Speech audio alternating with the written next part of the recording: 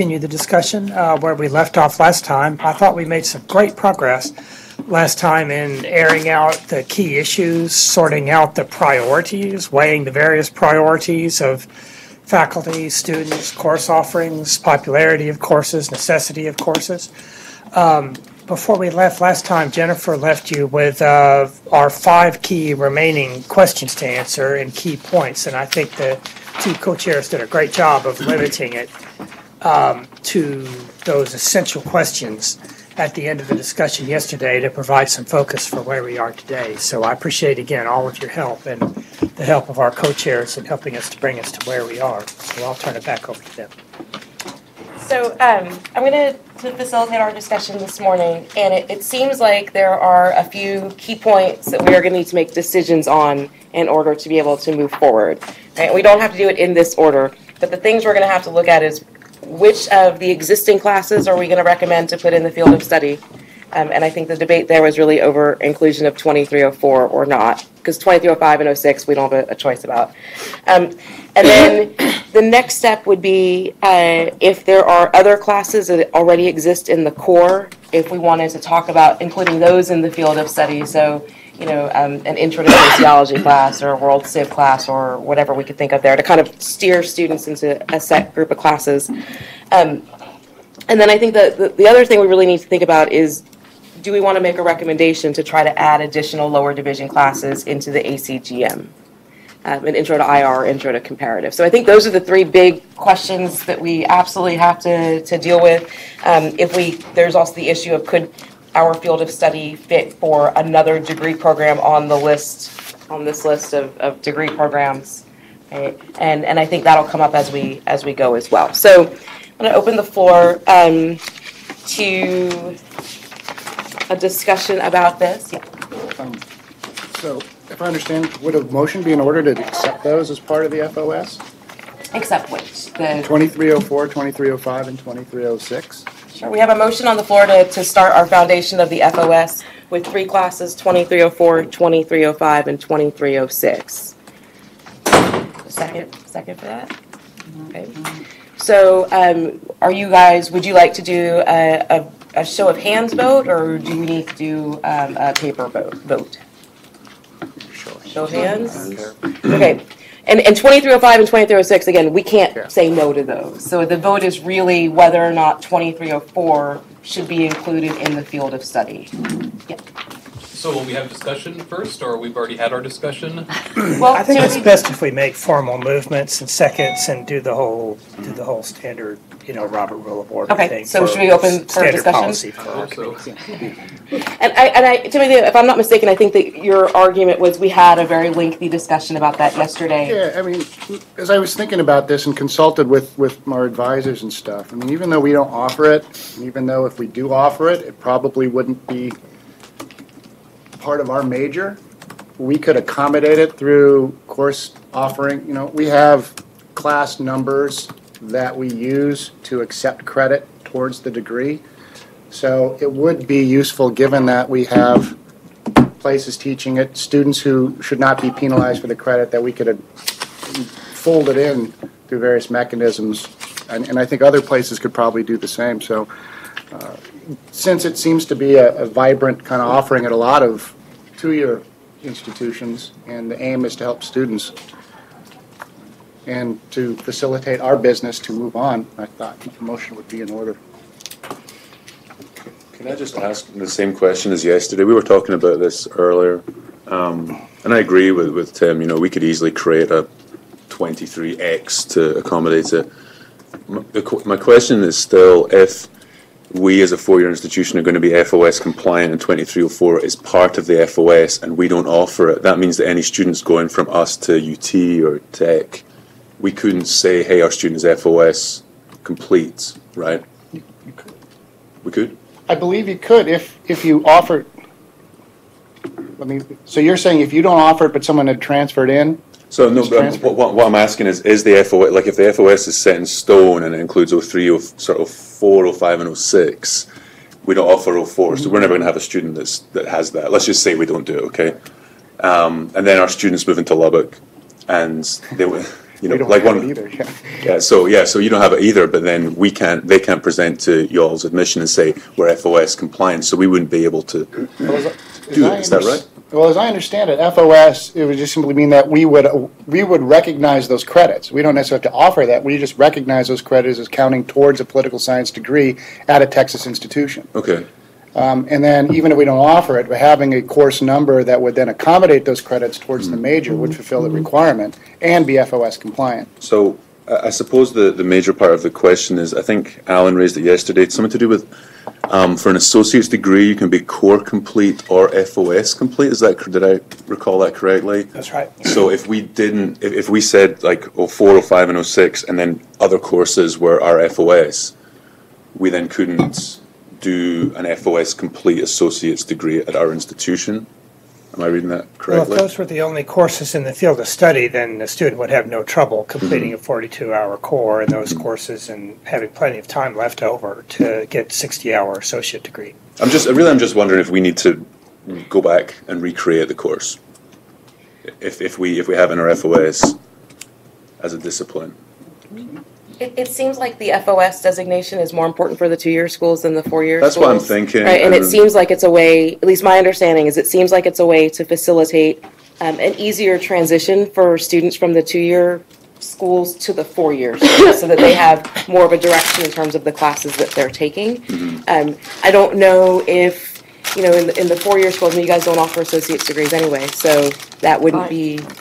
That wouldn't really be an issue there. And I don't know how many of your students are, you know, really focused on becoming core complete, unless maybe for you, they want to be core complete for you and then transfer to College Station or something like that. But they could still get that core complete designation. So I don't... You're wondering if somebody from A&M San Antonio transfers to Tech, then if you had a 230X, would Tech have a 230X? They would. It was just how rigid is the FOS really for our students? Like, basically, my question is, would we actually be sending students out using the FOS if we don't offer all the courses that are in the FOS? I guess that's my question. And again, I don't have any objection to doing that at all. Like, I think, as I mentioned yesterday, I think it's a good thing for our discipline that we have that and additional courses offered at 2-year colleges. But just in terms of compliance, how compliant, as long as we can be compliant without offering that course, I don't think there's any problem. Alan, do you want to? Yes. I think what we want to ask is, and maybe what you're getting at is, are the 4-year institutions going to be required or in some other way pressured to offer an intro to political science if we don't currently and don't want to offer it? Sure, that's definitely a side part of the So I just like to have that sort of confirmed here, that we're not going to be either required or pressured to do so, because this is creating impositions essentially on the 4-year institutions, and I want to make that clear and get an answer about this. No, there's no requirement by law or anything that anyone has to offer any class. If you don't offer a course and it's in the field of study, if you're a 2-year institution, then your students will just have to transfer what they can get. If you're a 4-year institution and you don't offer intro, then you would have to give the student some elective credit for that, or pick some other course from your curriculum that would be the next best thing to be closest to it.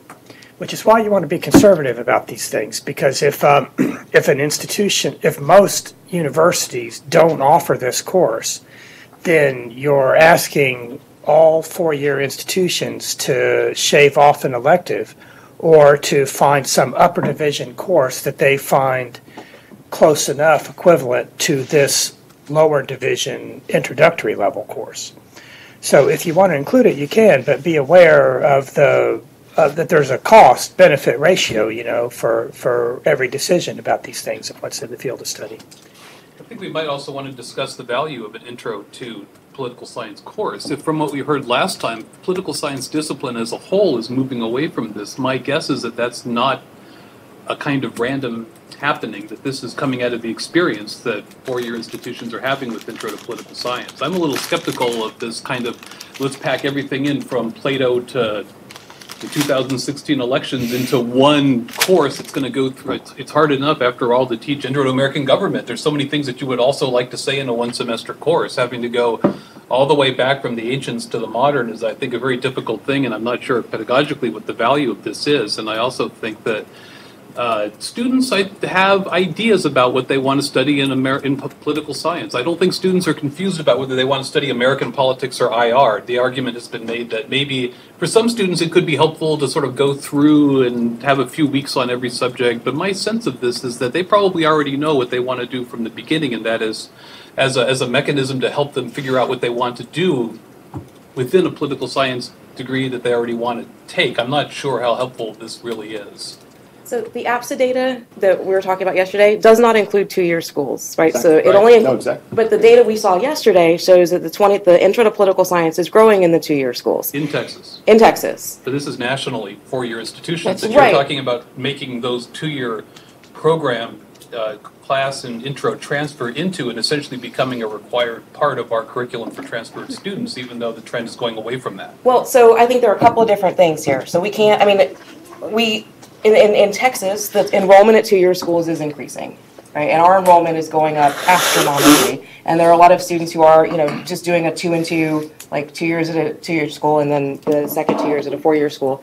And I think that for many students, having some sort of overall a political science version of an intro to sociology or an intro to, those other classes becomes very helpful for them to figure out whether or not political science as a field is something they're interested in. Students have no idea what's going on. And I think to a certain extent, what we are seeing at the 2-year, from that 2-year level, is there are a lot of students who want more than just American government and Texas government. And that is the only thing they have exposure to. And the idea would be having the flexibility to be able to have an overview class, right? That at the 2-year schools, we don't have that other thing.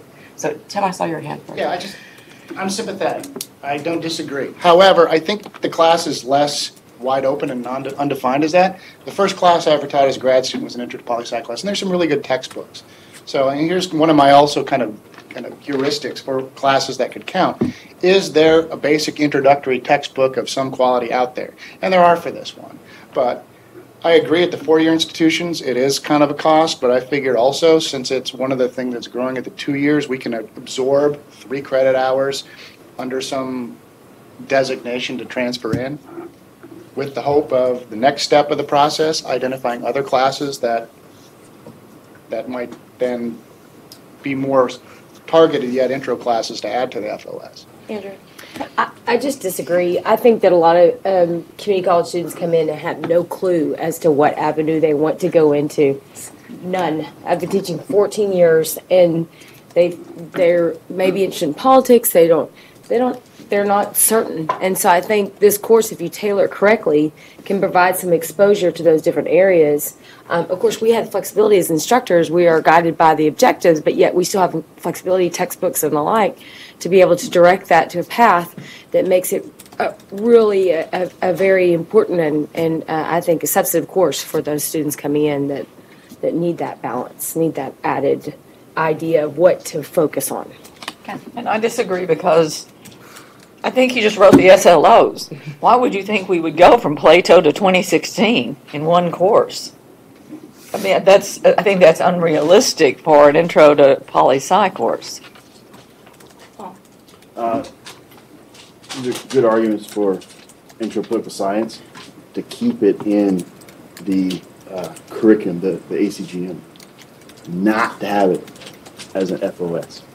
I think it's a terrible idea to have it as a field of study because there's actually, the reason why the FOS would be very small in political science is because our degree plans are very simple, right? There's very little in the way of prerequisites, which allows us to do most of our work at the 4-year institutions at the upper division level.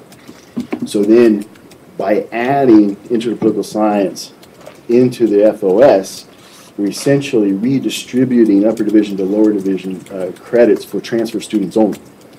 And the idea in our 4-year institutions, I think, is that the more upper division credits that the student has, the better prepared they are when they leave that institution, right? And also, just one last thing on political science. It's great to have it in the community college curriculum. But the trend of the four-year institutions is moving away from it, and then we're going to be saying, if we put it in the FOS, as a group of Texas political scientists, we're now going to say this is an important course as a foundation for an undergraduate experience in political science. I think is a very a bad mistake. From the 2-year perspective, if it's not in the FOS, the students will not. If there is an FOS in political science and this class is not in it, the students will not take it, because they are.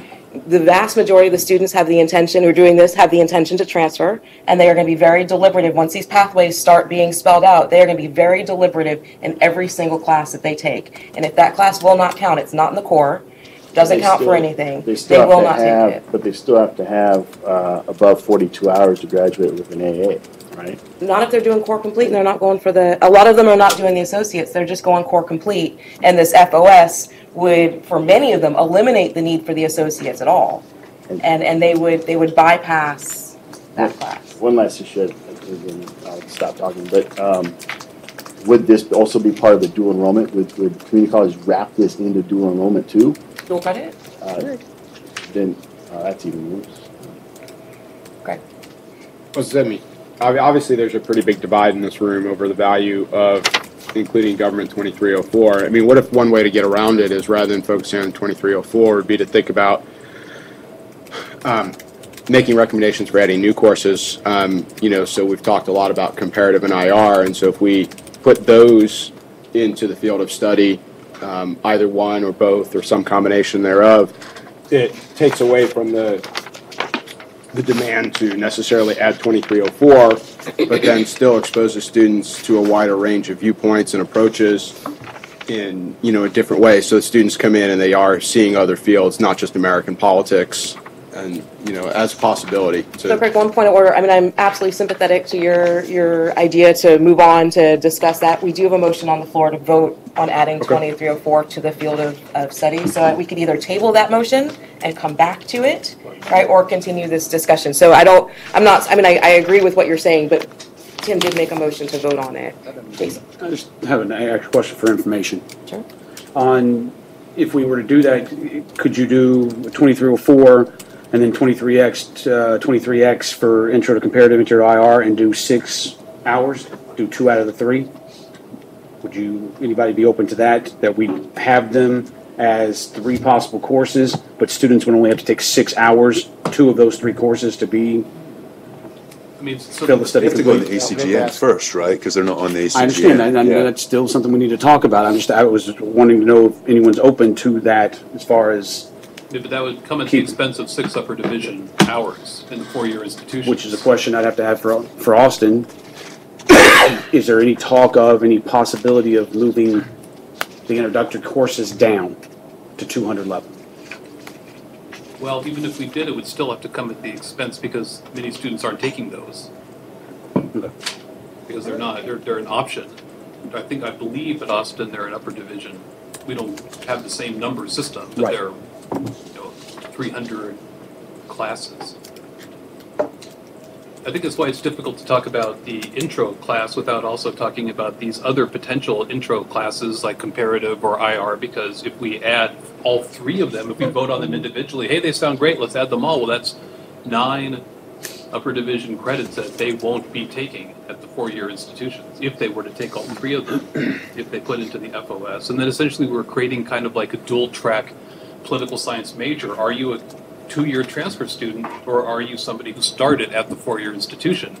And then the people who started are getting, under that scenario I just outlined, 9 upper division extra credits, and the transfer students are not. They're with these intro classes, and I think that if we think these upper division classes are valuable for our students, then one group of students is gaining more than the other, and we're creating disparities within institutions because of that kind of transfer plan, and that's a problem, I think, for the students themselves as they go out and have fewer upper division classes that might be in the kind of areas that they want to get jobs in. Or Kathy? I thought of this last night. Knock it down if you want to. In the area of political science, what if you said, in general, because that's what this is for the whole state, it's not dictating to an individual school. What if you said we could offer, each school could offer either the intro to poli-sci, or the intro to IR, or the intro to comparative.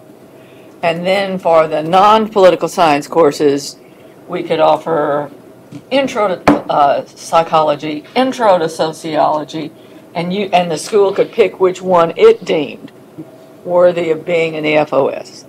If we leave them some flexibility, would that help? I don't know that we can do that. So I think that the idea. So no, and I think I think you could have like lists. You could say, and I like this idea of like take 2 out of these 3, right? Like pick from this list. I'm not sure if we can do that either. But if we're saying that Intro to Sociology is going to be in the FOS, every institution in this room teaches an Intro to Sociology class, right? But we're going to upset the econ and the psych teachers enormously. Well, I mean, that's a separate issue. That's the next on our list. Like, what other classes would we round this out with? But I think we got to finish this discussion about the 2304. Tim, did you have? No. Okay. Yeah. I have a comment. I think we also need to remember why it is that we're here and why we're doing these FOS for the different disciplines in the first place, which is right to reduce the length of time that students are proceeding onwards towards whatever degree it may be, and to help keep them from taking extraneous classes.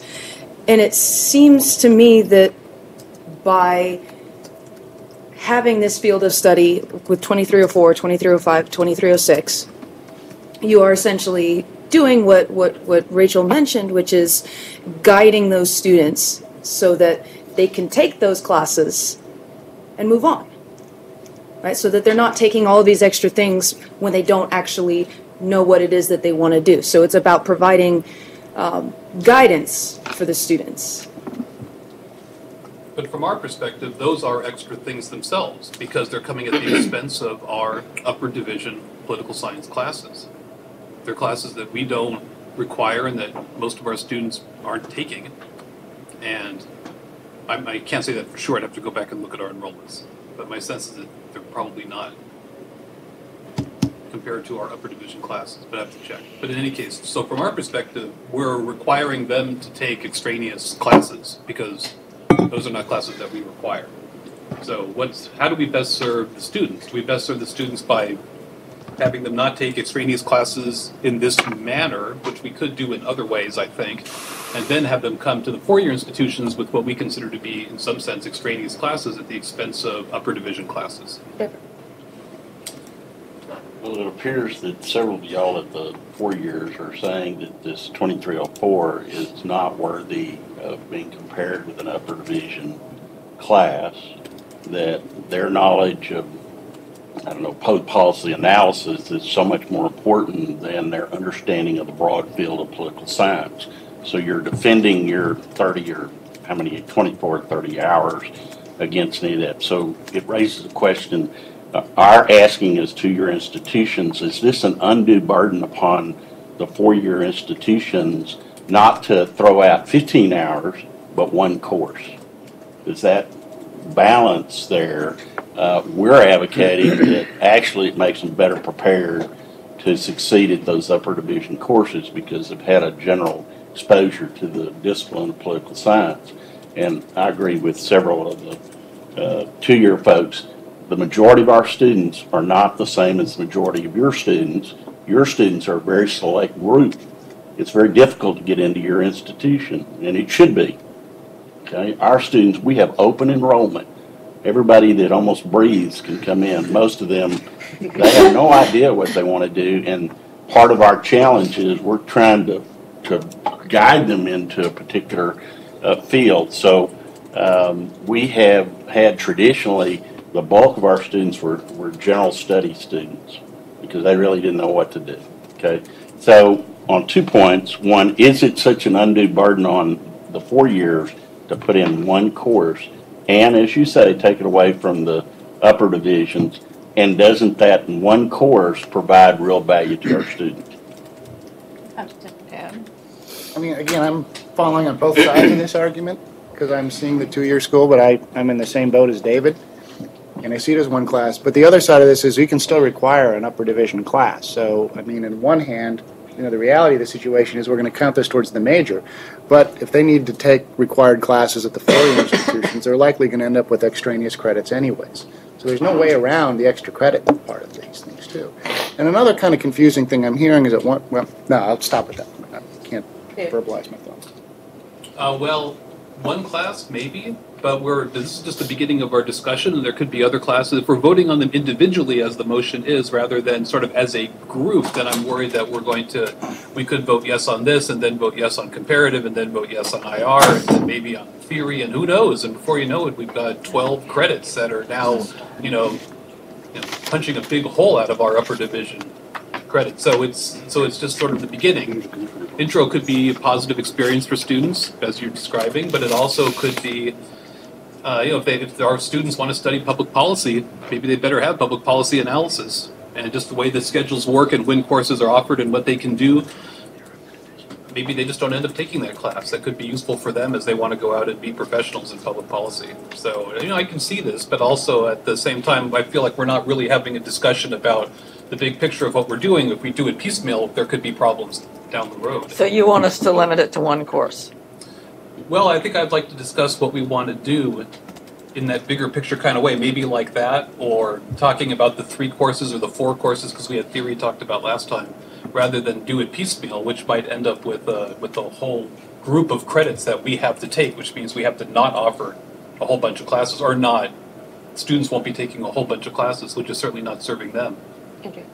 I just want to speak from a four-year institution that does have intro to political science and how we did it. One of the ways that we use the course is we have a bunch of majors and a bunch of different subfields. So one of the instructors who uses the course is he brings in faculty from different subfields and they give lectures on their specific subfield. So we do a little bit of methods in there. But what we did is we just increased the number of hours for our major. We're at 39 now. I mean, the faculty met and said, we really want our students. Political science was on the lower end of the amount of required courses in the major. So we just said, let's just have them do more. And our enrollments aren't really low. We have over 300 majors in political science. So it didn't hurt the amount of people majoring. It just, we reallocated things. And instead of taking away a 3,000 or 4,000 level class, we just added another 3 hours that they had to take. And it didn't really hurt our majors in a way. Alana, did you have? Yeah, I guess this is a point of clarification because the question is, if we're talking about comparative politics and like an intro to IR course, we can't even talk about adding those to an FOS right now because they're not in the ACGM. So that's... And one thing, just went real fast. So one thing that we may end up thinking about, right, is just we have to revisit this in a few years anyway, right? So maybe start out with that 2304, maybe put in a proposal to see if we could get those other intro classes at least added to the ACGM so that schools would have the flexibility to teach them, and then see how it goes. And then when we revisit this in a few years, right, maybe look at what did the 2304, was it awful? Did it work? Did we get those other classes approved? So yes, we would be doing it piecemeal, but we kind of have to at the moment because those are the only, logistically at the moment, the only class we can really vote either way on is that 2304. The other ones don't exist right now. So we'd have to make that recommendation, which very well may not be approved, right? So I think we could be spinning our wheels a lot about those, the intro to IR and intro to comparative, and it's really a theoretical argument right now. Yeah. I was actually going to make the same point. Okay. That maybe we agree to revisit in, 5 years, the FOS will be reviewed again, have these intro to comparative IR theory. Well, I think we're probably likely to recommend those get added to the ACGM, but that's another point. But if we do that, review the data in 5 years, what are the 2-year schools seeing in terms of enrollments, how popular are they? And then perhaps at that point say, okay, well, now we're going to change the FOS from either 2304 to this or this or this or something like that. Certainly from our perspective at A&M San Antonio, I don't think it'd be a big deal to have students come in with 04. I recognize that UT Austin has different concerns, but yeah. Alan, could we do that? Yes, although this will go out for public comment for 30 days, and in 30 days, not 5 years, you'll have some feedback if you put something in the field of study you'll find out in 30 days what the initial reaction to it is. Sure, but we'll have hard data in terms of what two-year schools are seeing from this hypothetical intro to comparative from the two-year schools, and we'll have 5 years worth of data at that point. That's what I mean. You could recommend. Hang on, wait. If you're talking about creating courses and the two-year colleges offer them and they don't transfer and apply just to collect data to see if students like taking the courses, no, that's not in the best interest of students. I mean, that's just, we're here to try to have a conversation about getting students to sequence without excess hours. Courses, as I said several times yesterday, transferring apply. Just creating a road to nowhere, if you will. I mean, that's not in the best interest. The average number of hours in an associate degree right now is 91 semester credit hours, and the goal is to get that number down. And as you know, I think associate degrees are limited to 60. And I totally know there's always going to be course taking habits of students, but. Well, then, is there even any point in discussing adding those new intro classes to the ACGM? Well, if you want to make recommendations to the ACGM and you're going to put them in the field of study and they're going to transfer and apply, yeah, that's in your purview. Okay. So then we could go back to that point of one of these four. Or we could just stick with the one that does exist in the ACGM and vote on that. Why wouldn't we want to create What's four the new length of classes? process So to much get a- more fun, right? What's the length of process to have a course approved to be added into the ACGM? Because, that's a big factor in that. Our basic operational parameter is that, as Alan has said, once y'all's work is finished here, it goes out for comment, get the comments reconciled, whatever that process is. I mean, if everybody just says, hey, this is great, y'all did a great job, then from there, it'll be put together and submitted to our board. Based on where we are right now, it would probably be the September-October board meeting. And then if they approve it, then the field of study would be effective the next fall. So in this case, it would be fall of 19. And so once we're headed down that road and that timeline, we would have the courses in the ACGM to coincide with that timing. So the field of study in the ACGM course approval could be concurrently? Yeah. Okay, all right. Yeah. That complicates Is it things. appropriate this time for a call for the question? Yes. And can we hear the motion again? So the motion that was made was to add 2304 to the field of study. And the motion was only about 2304. We can amend the motion. If there is a request to amend the motion, we can do that as well. But that was, you had just talked about 2304, right? And that was all your... I made a formal proposal for 3 courses, of which, I'm inclined to vote on something that would be the least burdensome on the 4-year institutions. If we added something like 04, currently, it sounds as if every 4-year institution has kind of different lower level requirements, and basically it's just 05 and 06. And so, like, if we added 04, then you'd have a third to add to that, taking from an upper level. Could there be a way in which the 4-year institutions could add an additional lower level requirement, 04 being transferred in from the community colleges, and then maybe invent some other kind of thing where then all students who either initially matriculated at the 4-year or were transferring, then they could choose from kind of an option list there so that even the 4 years don't have to offer 04 or something like that. Correct. I think at some level, that's kind of what, sorry, Paul. What Jason was suggesting is that, kind of have almost like a menu of options. And, I think most of us at 4-year institutions already offer comparative or IR as upper division courses. Now, again, we kind of get into the numbering system, whether it's a 3,000 level course or a 2,000 level course. That would certainly, I don't think, be a huge burden in terms of saying we take it from a 3,000 level course to a 2,000 level course. So effectively call comparative 2307 or whatever, something along those lines. I mean, I understand, David's point about, obviously it takes away from the upper division courses. And so, I mean, I suspect there's no silver bullet on any of this in terms of, finding a perfectly happy medium. We're obviously serving different populations. And, I think it's going to be really hard to find a solution that everyone's going to find as ideal. The question is, how much are people willing to give? Paul? Well, in addition to, I mean, you brought up a point yesterday about resources. So the institution have to redistribute faculty in order to teach that class.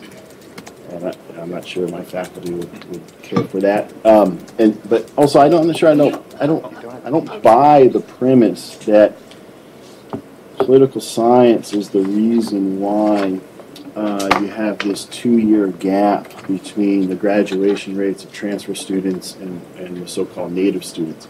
So again, our degree plans are very simple, where you have basically, with some rare exceptions, two prerequisites, 05 and 06. And in those examples that we learned about yesterday with the so-called hard sciences, and engineering, they're going to have a number of different prerequisites. I would imagine, I don't know the institutional history of the ACGM, but I would imagine this is precisely the reason why our course list in the ACGM is very small and short, because we just won't have prerequisites. So then, looking at our degree plans, it's perfectly reasonable for a transfer student to come in and finish our upper division requirements in 4 to 5 semesters. I don't see them taking extraneous classes at all, transfer students. Andrew? You don't have to teach the course, though. Right. So you wouldn't have to have faculty teach the I was course. just addressing his comment that it's possible that we could offer that class again. And I was just saying, even as an array, then you would have a 230X, and then y'all could, whatever you wanted to do. I understand faculty are not going to want to do that, but I mean, if that's what it came down to. Jeffrey? Call for the question. We're circling. We are circling around. The same argument. Bethany, did you have?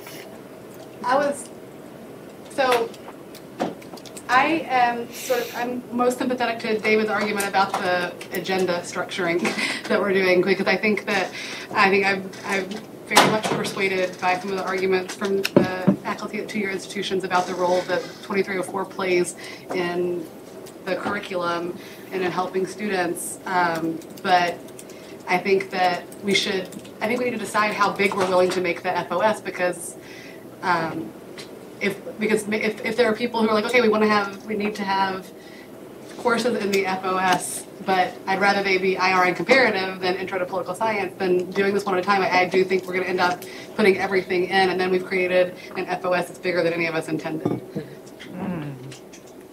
I don't think so. I think the most we'll get out of this is maybe one course. And if we don't have an FOS, I think you're eliminating a lot of future political scientists who might be superb political scientists.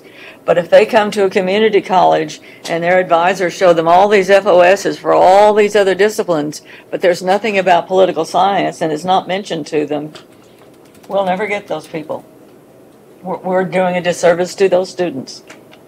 But we can still create an FOS. It just doesn't have to have the intro to political science class in it. Well, then the question becomes, what's the point of the and I think what Kathy's saying, what's the point of the FOS? If the FOS is just 2305 and 2306, and then like a couple other classes we can pull out of the core, they're taking those anyway. Well, so then where's the value added for the FOS? Because the claim is that they're taking lots of extraneous classes that aren't transferring or aren't helping them once they come to the 4-year institution and become majors, because there's this gap in time. So I think what we would want to do is create potentially an FOS that focus them. It might not have a lot of political science classes, but it would certainly focus them on the kind of classes they need to take in order to graduate in a most timely manner from a 4-year institution once they get there. So I think that an FOS, even if it just had, let's say, the 2 core legislatively mandated political science classes, would still serve the students as transfer students, because it would say, okay, here are a bunch of classes that you need to take, and maybe don't take a bunch of other classes because they're not going to help you Either they're not going to help you graduate from the four-year institution faster, or they won't transfer, or something like that. So it sounds like we're still benefiting them by creating the FOS regardless of how many political science classes it has. I So thought from that the- was the goal. From the two-year advising perspective, you're just basically encouraging them to be core complete. That's right. Right, and that's all you're saying is be That's all core it complete, does. and that's where all our it is. students get to anyway, is they're being core complete. I think the idea behind the FOS, and the advisors are showing all of these different things. Like, look, you can take this, and it'll get you a head start on a degree for accounting, or a head start on a degree for anything else. And if we don't have one, we are going to lose out on potential majors that way. Andrew? Oh, I think Craig was Go ahead, next. Greg. Oh, you sure? Go ahead. Let's move. We have, I don't know about you guys, but we are all pathways. McLean Community College is a pathway. And so we have these pathways. That's the way that we have worked and functioned. We're going from pathways to high school, to pathways into community college, to pathways into four-year. And so if we don't have a pathway that is, helps them get to that political science degree, and you only include 2305 and 2306, that's a disservice in my mind for those individuals, because they will not have a clue as to what, they take macro anyway. Most of them take comp anyway, because the core completion, but you have to have that good pathway, which includes additional courses other than 2305 and 2306, or Texas and Federal. Craig, did you have something? I was actually just going to direct a quick question to Alan and Gary and see, building on Paul's point about, whether or not, do you have any disaggregated data on, those transfer students versus non-students in terms of their majors? Because Paul's suggestion was that, look, as political science is a discipline, we keep it pretty simple, and so therefore it should be relatively easy as compared to other disciplines that have much longer list of prerequisites and stuff. So I was wondering if there was any data that y'all had available that could give us some guidance on whether or not those numbers are being driven up, whether it's in the hard sciences versus political science, and just give us a little more insight into where we stand in this debate. I was actually in a transfer meeting yesterday. I don't have it broken down by, we're looking at it by transfer. I guess the way to describe it would be transfer-friendly universities, or universities that transfer a lot, and then the community colleges that partner with them. I talked yesterday about the 25 fields of study that we're working on. The reason we're doing political science is because it's high on the list. We're doing the list from the most transferred down, and that's our first 25. And so political science is in that list. And so I could go look at it, and I can't get to do it on a moment's notice, but we could probably try to get people to break something down. But I kind of think, since you're on the list of the most transferred, and the number of hours to an associate degree is the average number of hours in an associate degree is 91, you're in the pot. Does that make sense? Sure. Craig, coming from my institution, it didn't look at transfers at all, but it looked at that broken down by our college. And the students in the natural sciences were the ones that were graduating with the most, what they called extraneous credits. And there was no explanation as to why. And what it was used was a tool to cut down on required classes in the college to allow the natural sciences to increase the number of required classes, which they require multiple minors and stuff. So there was no understanding as to why, but it wasn't political science, at least at our institution, that was doing this. It was physics and chemistry that were pushing students over those limits. Again, I call for the question. I know. Okay, think we're so changing we are any not. votes. Here's a proposal. Let's take a 10-minute break. Right, we've been doing this for 45 minutes. So let's take a 10-minute break. Think about, mull over what we've been talking about so far, and then we will see if maybe we can get a modification to an amendment to the motion. Why? Right? Why? Yeah. Because there are some other I think pretty good questions about process here, right? And the question about, and maybe we do need to figure out, are we going to try to, as Bethany and David were both saying, if we do this piecemeal, one at a time is not a huge thing. But then if our next vote is, do we propose an additional 2 classes, right? And maybe we should look at that in a more holistic manner. No. No? No. We can just, we can. Okay. Well then, I believe if we do think about it, sorry, I guess I feel like I'm interrupting him. I do apologize. I caught a foul ball with my eye. And so one of the things was for this, I do want think about what classes and it sounds like we have available. And even if we come to this, what the FOS can be for those 2 years. And if we make a I would think we could even add to that, right? Take a vote and then further as a group recommend if we want that to be replaced in the next meeting, right? So at least we're solving it with something that's there. I mean, even if from our perspective, we introduction to political science can serve 2 roles. It can be placed into the core, right? And I guess if it's not there, then it could be we have in the past applied that to individuals' majors. But I would think from this idea is if we don't yet have an introduction to political science research methods, if we don't have an introduction to comparative politics, then we can just write out a recommendation afterwards. But it seemed like we had one actionable. Yeah. So there's a motion on the floor to vote on adding 2304. It's been seconded. We've had discussion about it. Are we ready to take a vote on that motion? So are we going to do this by show of hands, or you want to do it paper vote? Show of hands? Show of hands? Okay, so all those in favor of recommending that we add 2304 to the field of study, please indicate by raising your hand. Okay, all those opposed? Alana, did you get to count? No. Okay, sorry. If you're in favor, raise your hand again, and let's hold it so that Alana can count everyone. So 14. 14, thank you. And then all those opposed? I've got 15 in favor, 4 opposed. I thought it was 14 in favor. Did you count Alana? Because she didn't have her hand me, too. Okay. Okay, so this motion passes. And now I will say, let's take 10 minutes. Okay. Back at 9:30. It's 12 minutes, according to that clock. And we will move on with our next item on the agenda. Free in our FOS. Yay. All right. And it only took 5 hours. 6 hours. So. Thank you.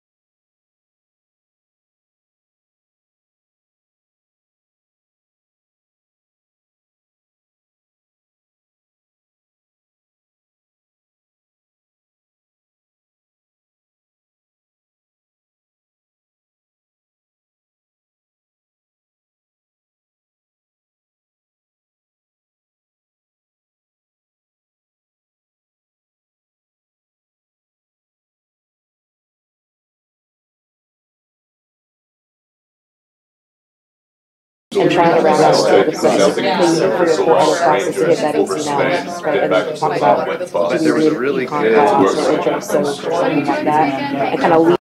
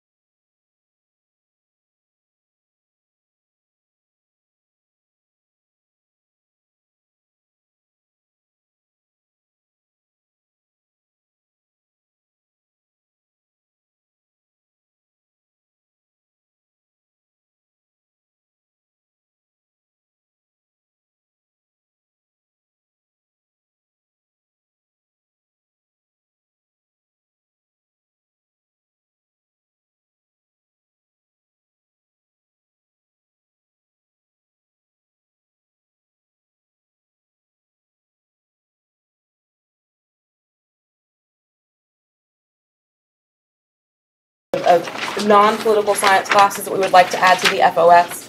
And then we can come back to the discussion about the adding courses to the ACGM. That's a much bigger discussion than just what we're trying to do right here. So not to completely get away from that, but just kind of shift that aside so we can come up with, something in our field of study. So first thing I want to, first call that I want to put out to you guys for suggestions is in terms of number 6, right?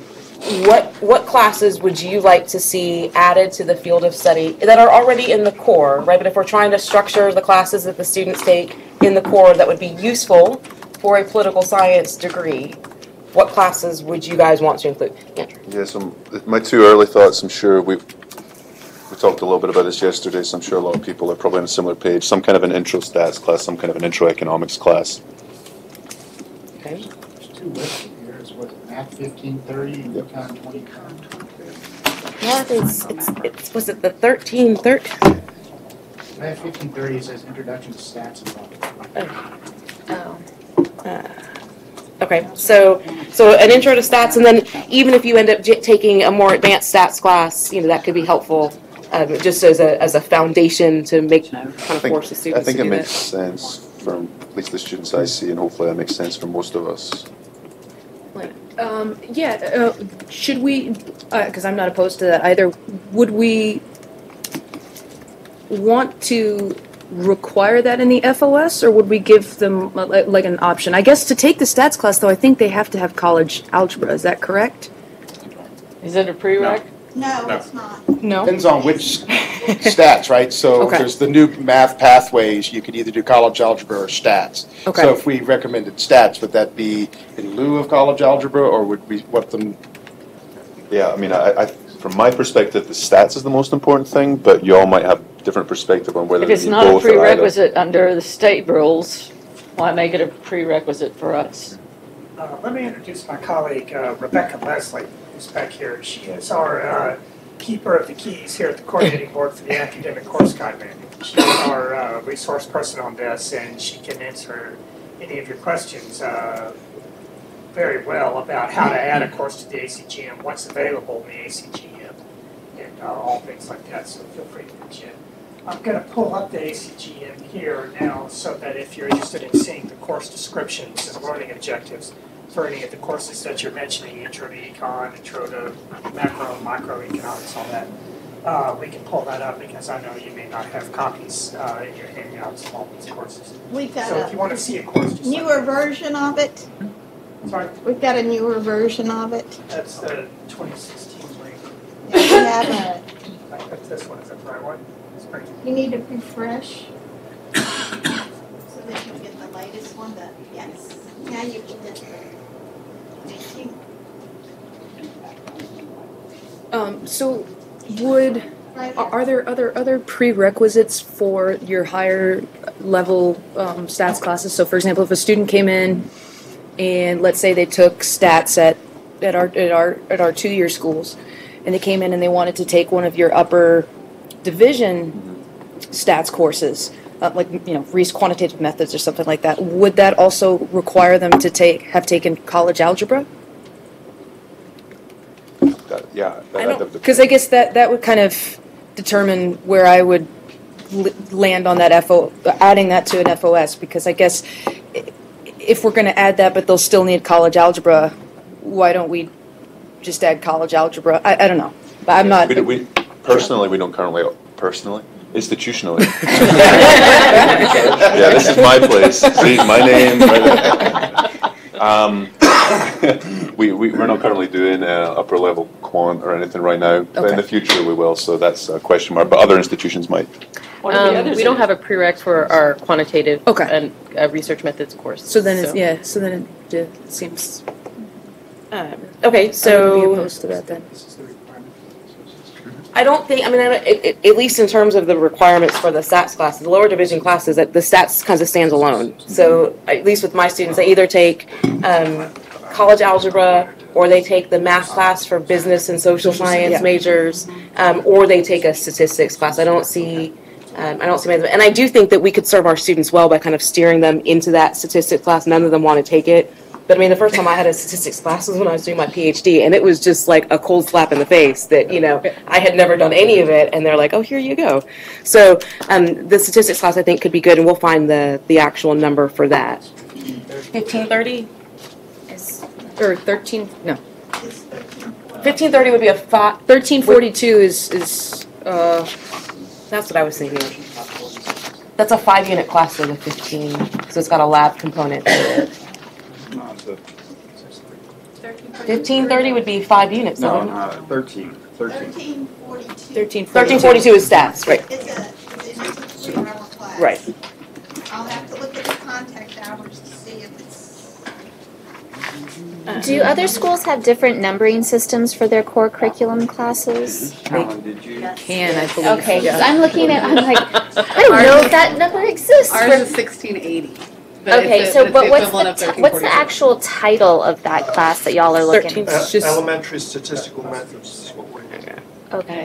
And ours is just statistics. And ours is 1340. I'm sorry, what was yours, Kathy? Is that 1342? Okay. Yes. Yeah.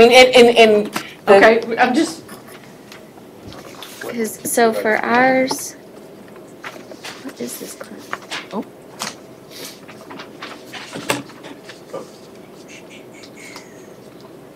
So what's math 1442? Is that the course we're talking about, Rebecca? No. No, keep going. 42, go on down. Does it exist? Right here. The sophomore levels are going away, so the remaining courses will be freshman level. There is a core semester credit hour. Oh, yes. But remember that in the core, you only are allowed 3 hours. So what do we do? So at our institution, for instance, we require math 1442 as our core. Yeah, we have 1342, That's but not discretional with the Right, institution. because it's the lab. But that means they have an overflow hour. They do, yeah. That either goes in your COA or it goes to the degree. So for our purposes, though, for an FOS, if we have institution, is it possible to do either or? Or do we have, because I'm not going to be able to shift my university's understanding of the original core curriculum. That has been done, but then I think it's problematic because you only have 3 in core. And if you're saying this is for core, that you're going to have to put that extra hour somewhere. So, but your core, for hers, only requires 3 hours, and 2 of the classes on that list are 4 hours, so students are going to end up with an extra hour. But they only need 3, so that.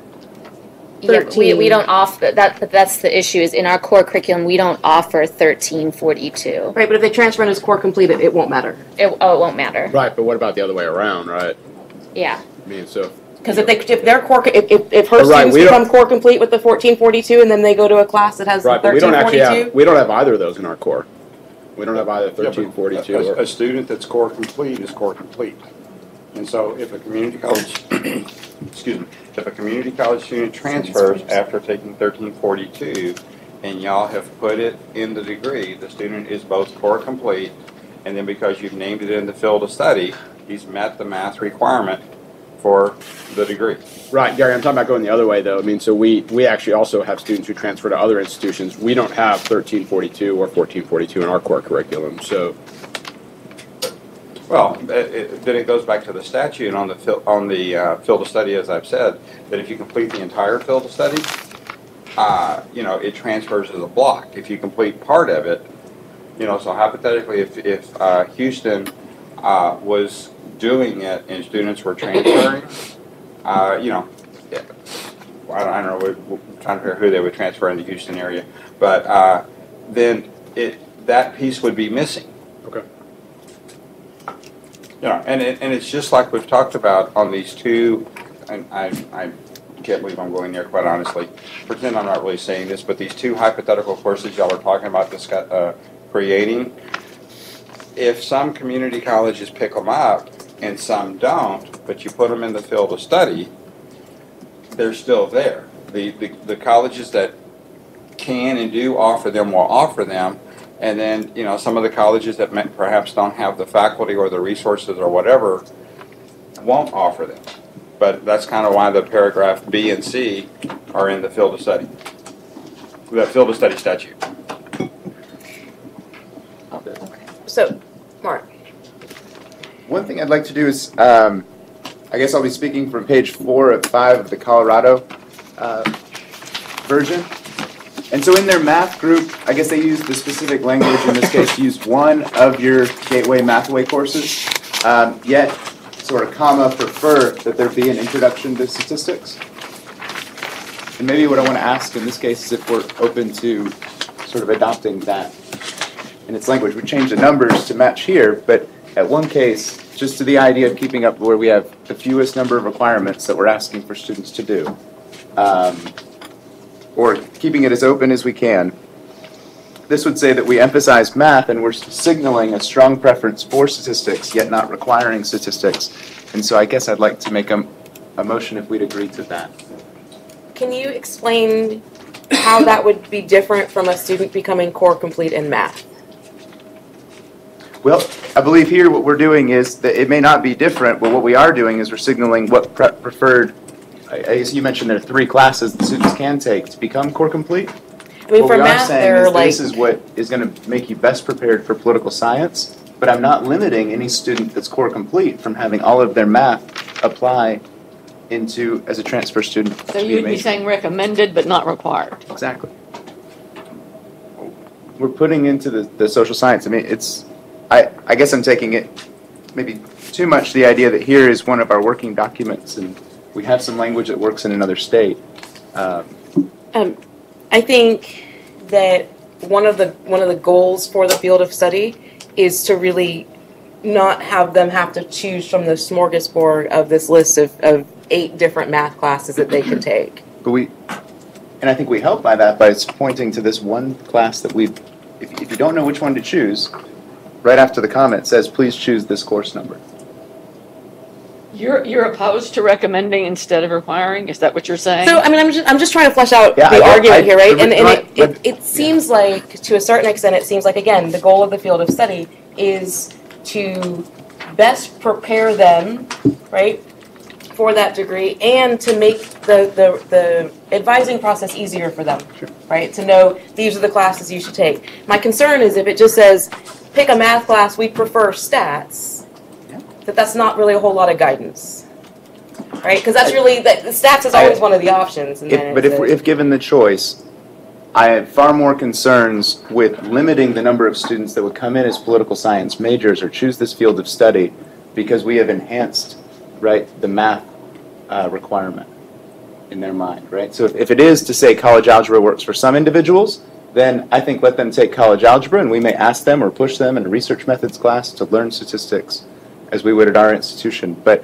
to this idea is continuing to be general and realizing that not everyone does political science research using statistics. I think it's a great way to train people, though.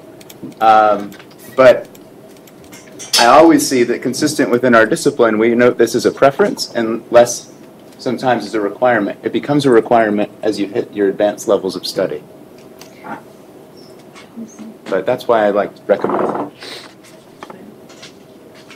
could we, in the field of study, could we have a pick one of these 3 or 4 classes? Or is it? If the pick 3s or 4s, everybody has to equally agree that they work. And I discussed the speech courses as an example, that if you think those are interchangeable and I'll take any of the 3,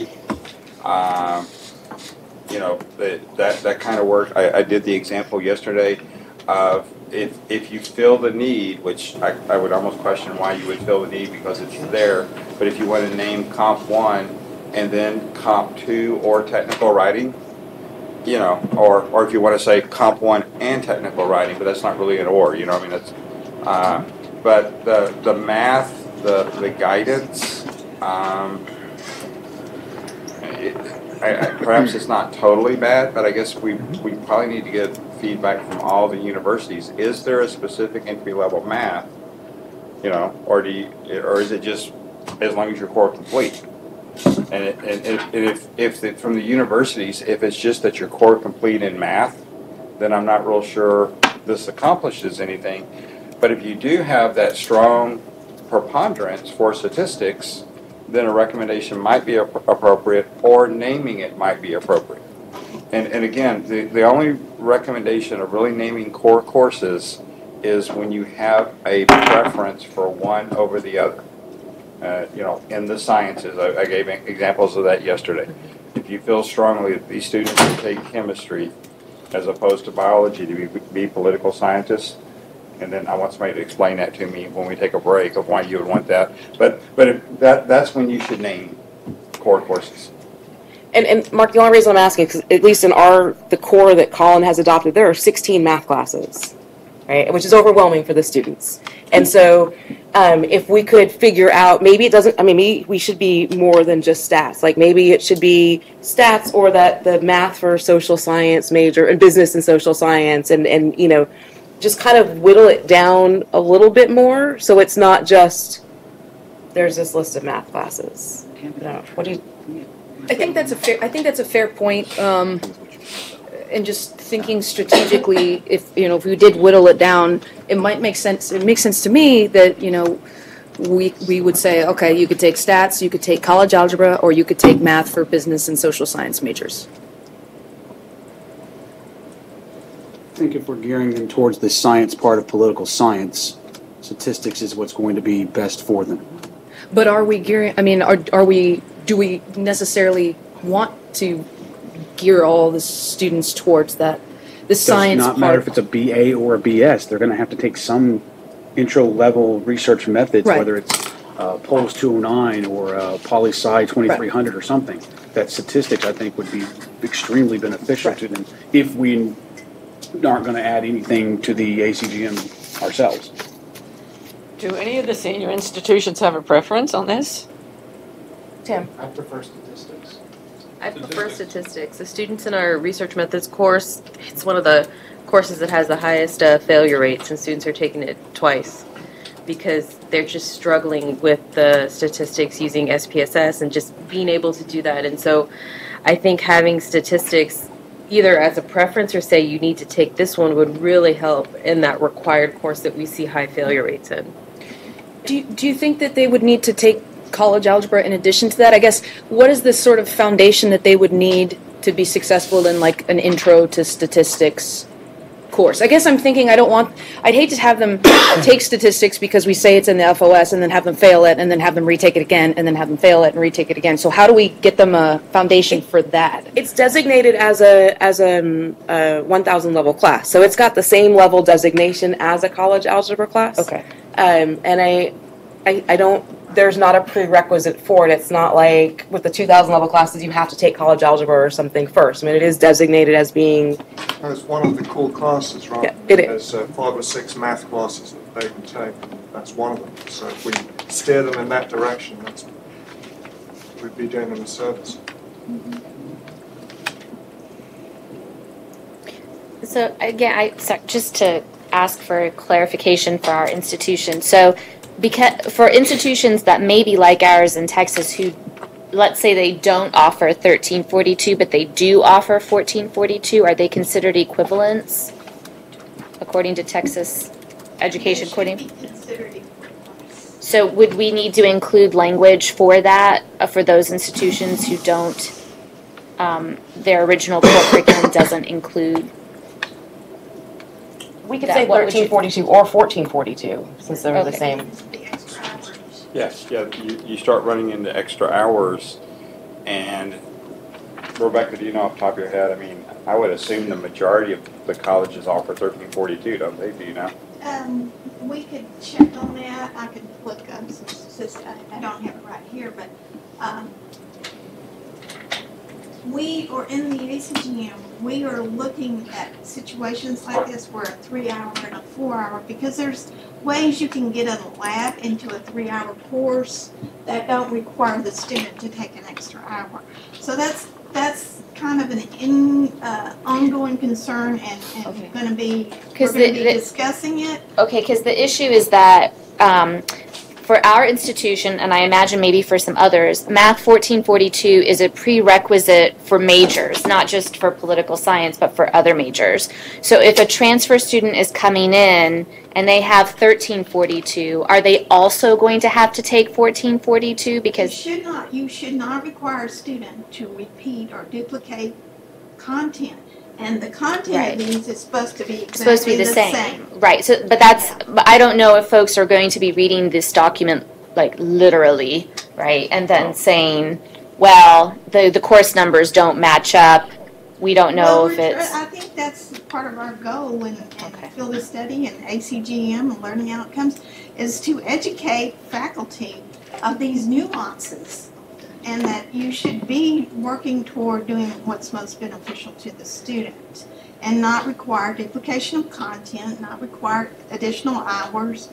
I mean, those are ongoing concerns that we're dealing with in trying to educate and raise consciousness of, and the importance of common numbering and the ACGM in the development of this. And so, if I could just a second, you can't really go do this as an or, because this is a case where an or doesn't work, because if you say math 1342 or 42, and in your case you're wanting the 42, the or doesn't work, and it's just one of those, as I think as Rebecca said, this is one of the things we're looking at trying to clean up, is because it's, and then part of this is once you're core complete, you're core complete, and so you can't go in and say, well, you know, we want that extra hour, and then if we start encouraging all the community colleges to take to offer the 42, then we're forcing an extra hour into degrees that are probably problematic, and so it's just, that's one of the reasons why we're, as Rebecca said, this whole field of study, this whole ACGM piece, and it doesn't apply to this group, but the WACM, the technical course inventory, we're doing the same thing with. We're trying to make it easier from a student-centered, focused point of view. From an you could- institutional point of view. Yeah, all I need to know is how do I go back Like if to you the were to upper level put- administration and If say, you were to put 1342 in this field of study, right, it should substitute for your requirement. If it applies to core and if it applies to field of study, it will be substituted.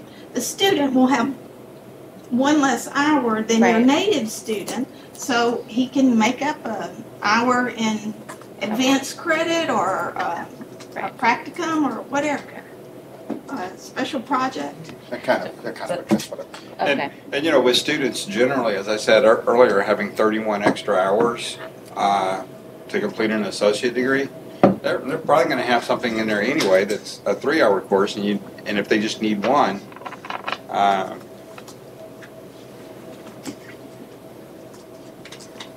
Tim, did you have your comment? No. Yeah, John. So our degree plan actually selects some of the core classes within our institution, and one of them is college algebra that the majors have to take. So while I agree with the idea and the ethos of guiding the students in these core classes, what could come out in the public comment period is that we're actually making it harder, and we're actually adding extraneous hours to the students. If we require, let's say, a statistics class, which I think is great, I agree with the premise, now they would have to take the stats class and the college algebra class. So the question becomes, so I see two different options here. One, we could do college algebra or statistics, because those are very different classes, and I think that would be an or that could work. Or the flip side would be, if the field of study, transfers in, then your school could replace that college algebra with that statistics class. Do like a replacement for that. Yeah, we're back to the other conversation, which Right. is we're going to change. My understanding was that if they come in FOS complete, you cannot require them to take other lower division classes, so they won't have to take college algebra if they've completed the FOS that includes Right, 1342. So I understand that we're saying that yes, the transfer students come in with a different requirement, but they don't have to, they don't lose the hours because they then don't have to take the other. So now we're, again, changing the degree plan of four-year institutions.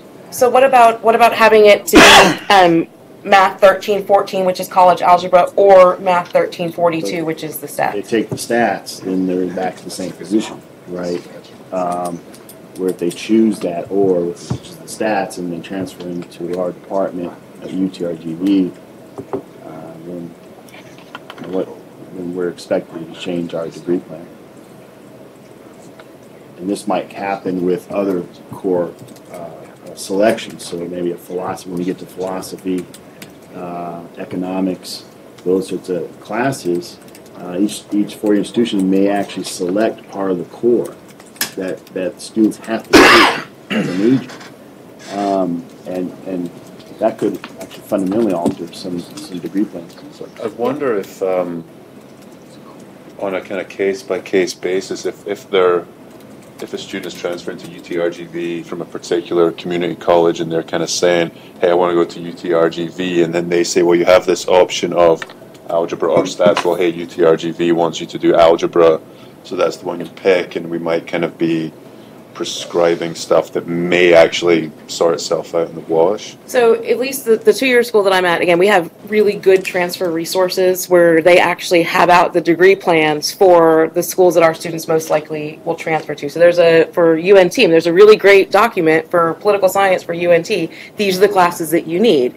And some of them are really particular core classes, and the advisors will say, look, if you're going to transfer to UTRGV, take this class, right? But I think one of the problems is when you see these students who have a lot of extra classes, they may not realize before they get to you that they're going to need college algebra, and they may have taken something else, and they have to go back and take college algebra again. So you're adding that. That's, I think, how some of these students get up with 90 hours or 100 hours, because they're duplicating classes that they didn't know well enough. It's an advising issue, maybe not a field study issue.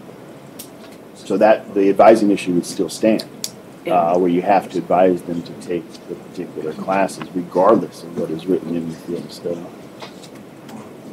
But if you say in the field of study, either the stat or the algebra, and the advisor finds the agreement which says UTRG wants algebra and the student is told algebra,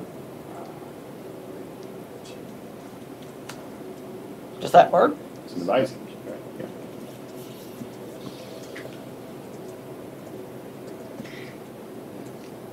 So, is there any more discussion about the math classes? Because I think we're, Most Yeah. four-year institutions are going with college algebra as the core prior to getting into the political science program, correct? And then political science program is not elementary statistics, it's introduction to political research. Is that correct? Right, we have So it's a whole different research. a statistics and research Statistics. methods track. Yeah. Yeah, we have a tools track, which includes mostly statistics, but you can take some other things. Would this, if this, and again, the question is if they took elementary to statistics instead of college algebra, that would not be accepted as a lot of the core math then? Or would it? Well, yes, for political science. For political science, it would be. It looks like it's the equivalent to what we call Math 316, elementary statistical methods, 3 hours. Okay. So it looks like 1342 is the equivalent to what our program fulfills Excellent. political science. It would There you depend, go. it would depend on what's written in the degree plan. So our degree plan specifically says college algebra.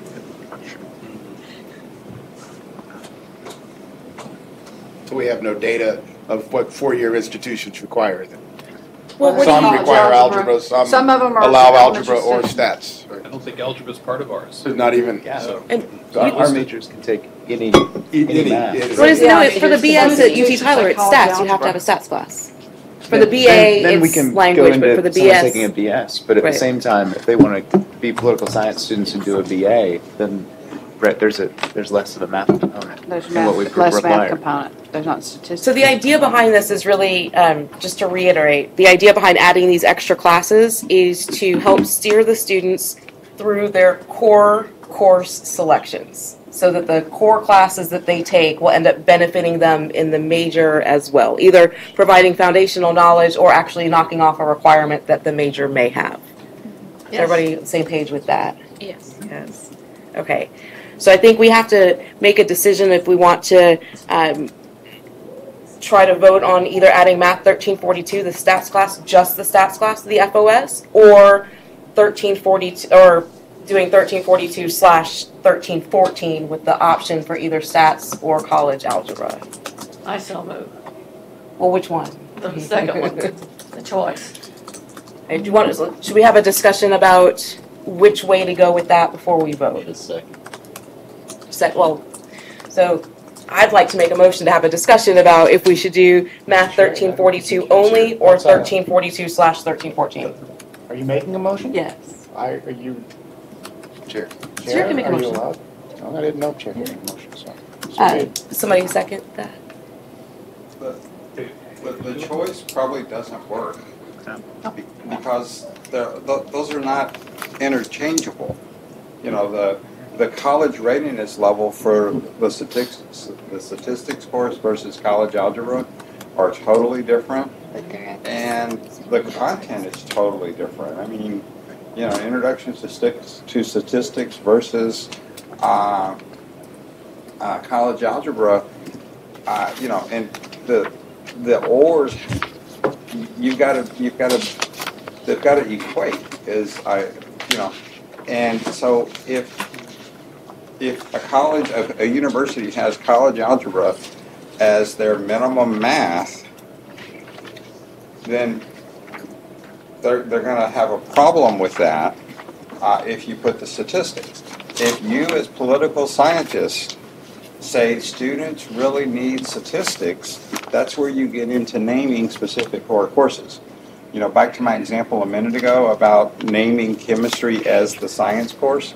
You know, we all know that all of the science courses, biology, chemistry, geology, physics, are in your course, right? And if y'all feel the need to go in there and name chemistry, because it is very important that political scientists know the periodic table of elements, that's when you name chemistry. You know, if if math is complicated and that kind of stuff, then you don't name it. Does that make sense? So 1342 is less requirements than 1314. Yes. So they're not equal. The content's not. Content's not equal. And does 1314 have prereq? No. Well, 1314 has a college readiness on the TSI. Oh, okay, so in effect, it has an entry-level requirement that 1342 does not. So we can't make it a choice between those two. But the other one, you don't have to have the competencies of minimum. And yet some of the senior institutions are only requiring 1342, if I've heard correctly. Am I right about that? In the major. In the major?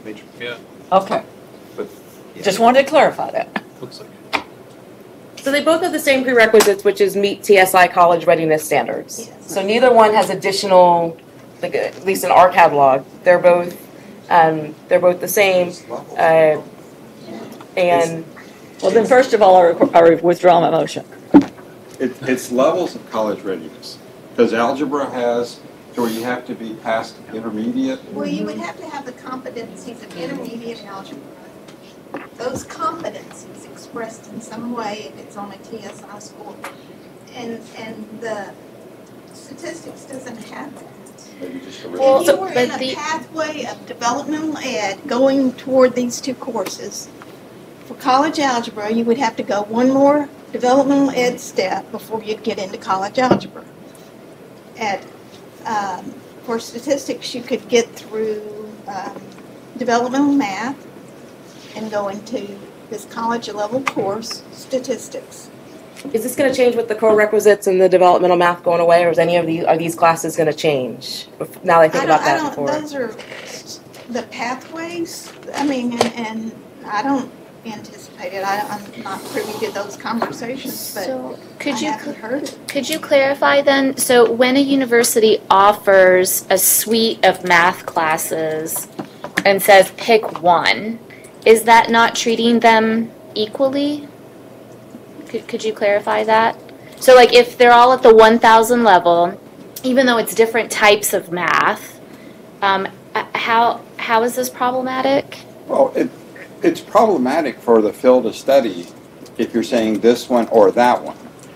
To the core at each individual university, engineering is probably the best example because Calc 1 is where engineering starts. And high school students can be ready for Calc 1 if they've taken a 4-year math sequence in high school and go right into Calculus 1. And, you know, if you want to be in engineering and you come in as a Dev Ed math student, you got 2 years of math, quite honestly, depending on the Dev Ed sequence. But, so that's kind of, while the maths are in the core. What's the math for business and social sciences? Or 1324. 1324. You know, maybe the psychology, the sociologists, whatever, maybe they want that math. And so that's why you see the various math courses in the core, because there's one core for the institution and then all the different programs, and the programs have different starting points. So, I'm sorry, just one more example. If a student takes math for social sciences and they're going to be a psychologist or a sociologist or whatever at the institution that they're at, forget transfer. And then they go over to this college and they want to be an engineer or whatever that has a higher math, they got to take the higher math. So I guess should we even worry about math for our FOS then? Because they have to take some math anyway, and it sounds like the higher institutions have different maths that they want students to take. So then the question becomes, should we worry about any of these, right? Because we're going to have the same argument. So on my list of what things I was thinking statistics, econ, and maybe like intro to sociology or something like that, right? To know about the world around you. We're going to have this same discussion about every single component in the core, right? And then the question, again, we get back to this, what is the point of this field of study? We're going around that same circle over and over again, right? And if the idea, and I think I hope I'm not mischaracterizing what you're saying, Andrew. The idea is that, and Andrea as well, we want our students to be successful. Right. And if one of the stumbling blocks for them happens to be statistics and methods, maybe a good component of this field of study would be an introductory statistics class, which would then help them complete the degree. So as maybe well. maybe add the statistics class 1342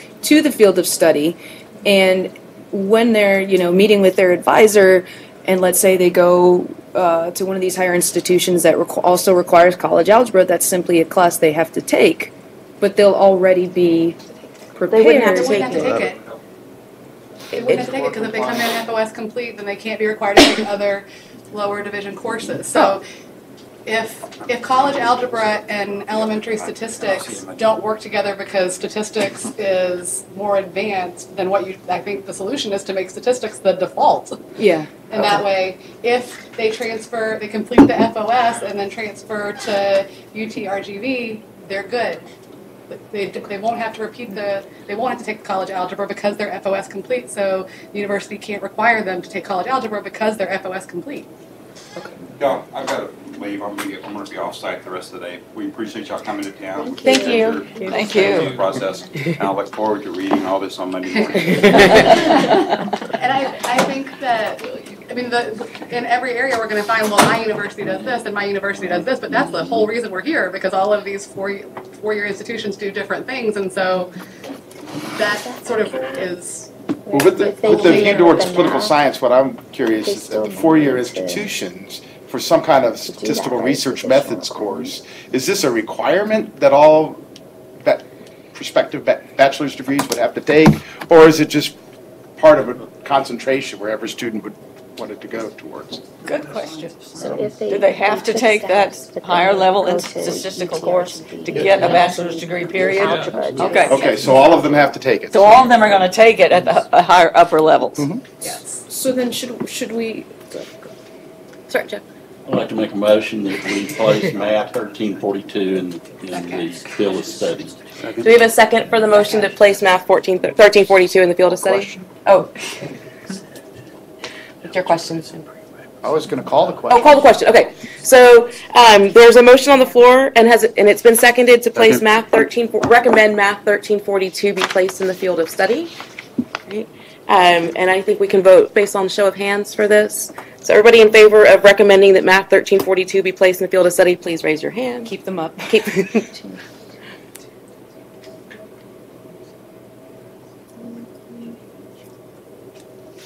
got 16. Okay. All those opposed? 3. Okay. So that has that motion has passed. So we now have a field of study with 4 classes in it, right? We've got 16 hours. We're doing good here. Not 16 hours, 12 hours. Sorry, I was thinking 4-unit classes. I'd like to make a motion that we include economics 2301 in the field of study. And do you have the title for that while I'm looking it up? Macroeconomics. Macro? Principles of macroeconomics. Say again, what course is Econ what? 2301. 2301. Second, I second the motion. They seem like fairly. Yes, it does.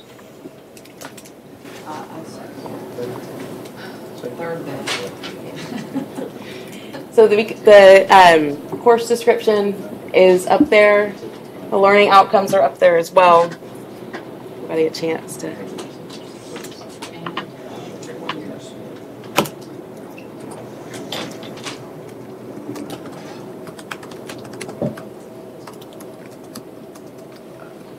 Before we move to a vote, I'd like to open this for a brief discussion about including Econ 2301. Yeah, Jason. Does every two-year institution here teach 1301? 2301? Yes. 1301. Oh, 1301. Question the way I want to do 1301. We don't. 1301 economics? Yes, it's the intro to economics, broadly defined. Okay. You do. I'm looking. I don't think we do. I don't think so. We don't. In our catalog, we only have Econ 2301 and Econ 2302. That's what we have. Yeah, we don't have. That's Econ literally 1301. it. That's it. Second, would this work as an or? Oh, no, we do. But it's in our catalog. I don't see it actually being offered, but Would this actually work as an or? 1301 or 2301? I don't. Only require the 3 hours, but say that they could take one of those two? Ellen, would that work? I'm sorry, say again? Does that work as an or? That they An could or. take Econ 1301 or Econ 2301? Could you show us the? What's Econ 1301? It's the introduction. It's right above that. It's the introduction to economics.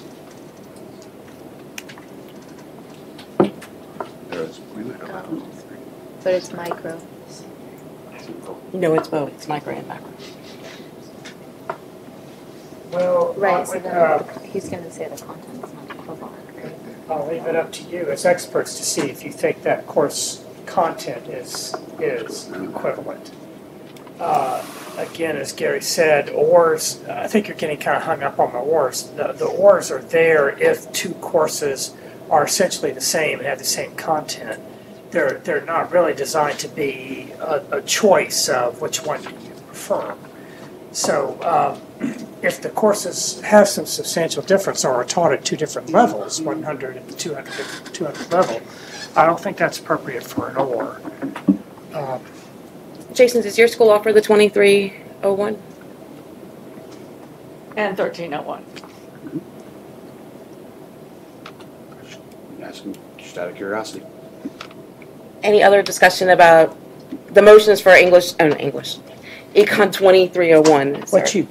One thing that could happen, just to follow up on that answer, would be is if you required 2301 in the field of study and they transferred that in to a four-year institution that only offered 1301, the upper division level institution would surely give that student credit for the lower version of the course when they took the higher division of it.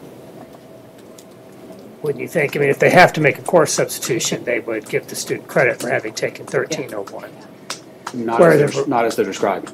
I'm sorry? Not as their written description there.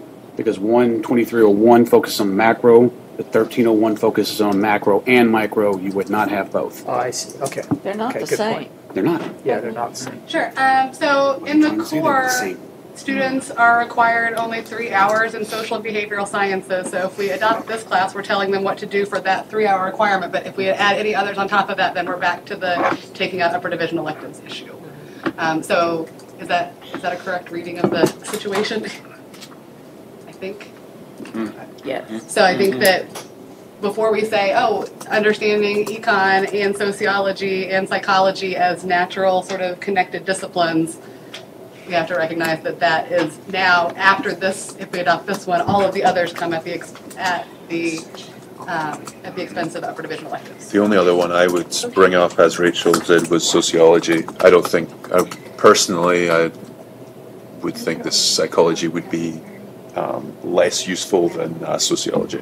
So Bethany, just to your point about the extra hours in the core, I think the way most schools' core is set up is in their institution options, there's a spot for any other core designated class that doesn't fulfill like a require. So you can't double dip in your social and behavioral sciences, but if we also did the sociology, that could count in the component area at the bottom, at least one of those classes as like you took another core class, like just find any other core class you want to take. At least for us, there's this component area. We have a component area. And so our component one is you have to have a speech class, and then the other one is there's a list of like 5 classes or any other core class that doesn't fulfill one of the other requirements.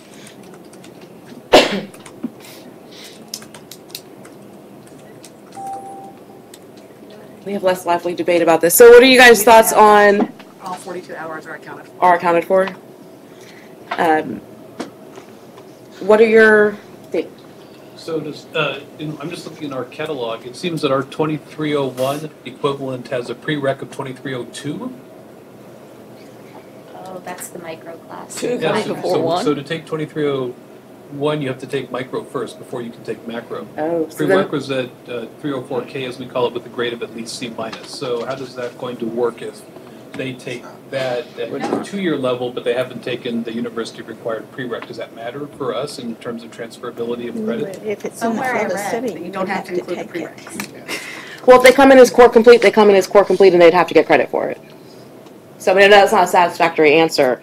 That would be, I would say, a rationale for doing the 1301 as opposed to the 2301.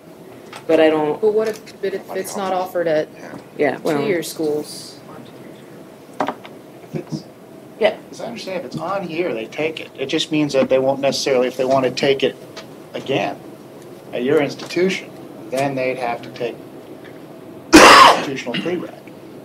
And actually, they're not supposed to have prereqs for cores, are you, technically? Some of them. But I mean, if you bring it in, it's just checking a box. They did it somewhere, it should be okay. And again, so when we're looking at expanding the FOS with core classes, we're really, this is trying to get them to be better prepared to complete the degree in political science. Right? This is trying to steer them when they're becoming core complete, which classes should you take to become core complete? That's the. But this isn't about the political science requirements, since we don't require econ. This is about general university prerequisites now. Yes. Right. With the group of classes, a set of classes that we as this political science group think would be good for political science students, particularly at the two-year schools, that they want to major in political science, this will give you a good foundation and you're starting on your path towards that political science degree. But then now, I guess, so if we're worried about adding extra classes for the students, the natural UT students will then have to take both micro and macro rather than just one, right? I mean, that's... Well, I'm not sure. Well, if it's a prerequisite there, right? If it's normal students would if they were to take. That's what, yeah, right. So if you made macro a requirement, well, the two-year students can come in and just only be required to take macro, whereas the natural UT students, right, would have to, since it's a prerequisite to take micro for macro, they'd have to take both. So could they just fulfill the core just by taking micro and not take macro? Yeah, well, I mean, that, you know. But we're not requiring them to take this. We're putting it on a list that's saying if they have it, they get that's a recommendation. So if they start at these institutions, they don't have to take macroeconomics per se unless the department tells them. And then at UT, if they want to take macro, they got to take micro. So that's kind of an independent. So this is just if they take it at a two-year institution or another institution and transfer in, they're checking a box, as I understand it. Is that correct? So, Alan, can I ask you a question? How many, when we're talking about the field of study, do we see or have you guys seen students at four-year schools follow through this field of study program, or do they just go straight to their major? Right, is the field of study designed primarily for students at the two-year schools to facilitate completion, or is it designed for all students at all of the Texas schools? All students at all Texas schools. So there are students at the four-year schools who are completing these field of studies? Sure.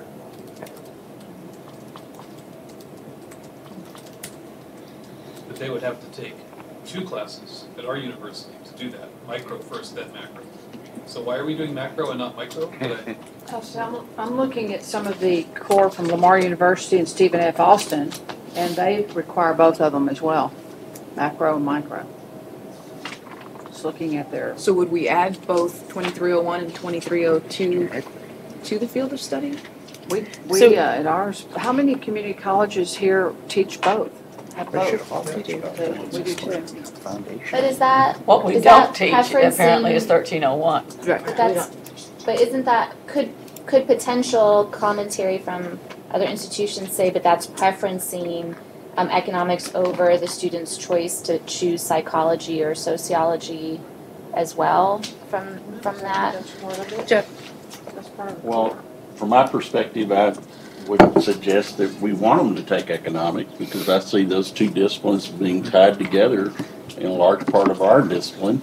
And while those other disciplines are wonderful and great and valuable and all the other good things I could say about them, I think economics would stand closer to that. And the motion is to adopt that one, which does not preclude a second motion to adopt 2302. Right. But right now we're focused on, should we put this particular course in there? Is there, so Andrew, just to press you a little further, is there a reason why you'd make the argument for 2301 for macro over micro? Not really. I mean, in terms of my own interests, macro would be closer to the stuff I would teach in my classes, but that's just me. I'd be open to either or both. Yeah, David. if micro is in some places a prerequisite to macro, but maybe never the other way around, then micro would seem to make the most sense to potentially avoid some of these complications, if I have this right. I think so. Paul? Dumb question number 10,001. Why is micro 2 and macro 1? We only require macro in the core at UTRG. I think a lot of this, is advising. We're creating a lot of complicated stuff here, and that I think is unnecessary.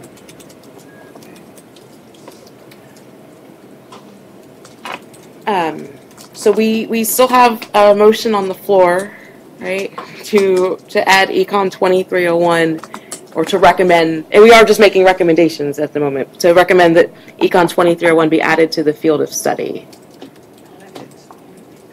Macroeconomics. Macroeconomics, yes. Macro. 2301. Makes sense. And that motion has been seconded, yes? Thirded, yeah. And thirded. So should we take a vote on recommendation to add Econ 2301 to the field of study? I do have a question as a third on that first. If we're going to have macro in there instead of micro, and some of the four-year institutions say that they want micro first, then how is that going to work for the student? My question too. Yeah, can we amend the motion to make it micro instead of macro to avoid these problems? Well, but some schools don't offer micro. Yeah, but he doesn't. This college doesn't. University doesn't offer it. You don't offer macro. We offer micro, You offer it, but it's not but required. micro is not in the core. See? Macro is in the core. Andrew. I'm confused. Why can't they just take micro at community college and then come to your place and take micro and it's We're not a adding problem? You have to do it first. I mean, Because he that's doesn't offer macro. And I see that most of them are. No, I'm just Micro's not a saying. prereq.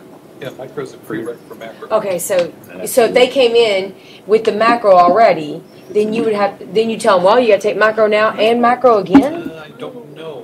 If it fulfills, if the FOS if it's complete and it fulfills, then I can't speak for what the university would make them do, but it seems unlikely we would say, well, because you've taken macro, you now have to take the prerequisite micro. That happens though. Like when people come in as being core complete and it skips over prerequisites that some colleges may have. No, that's just they're core complete and it's marked as being fulfilled. You're saying we wouldn't go back and say, well, you have to take the prereq now to the class that You would not if somebody takes it seems like if somebody takes the macro class at ACC, right, and then completes and becomes core complete at ACC and all they've done is macro, then that would be accepted at UT as fulfilling those requirements. But I think the difficulty is if you're going from 4-year to 4-year or 4-year to 2-year, you're not FOS complete until you take macro, but you have to take micro in order to take macro. So for the 4-year students, it's a de facto extra econ requirement because of the micro prereq.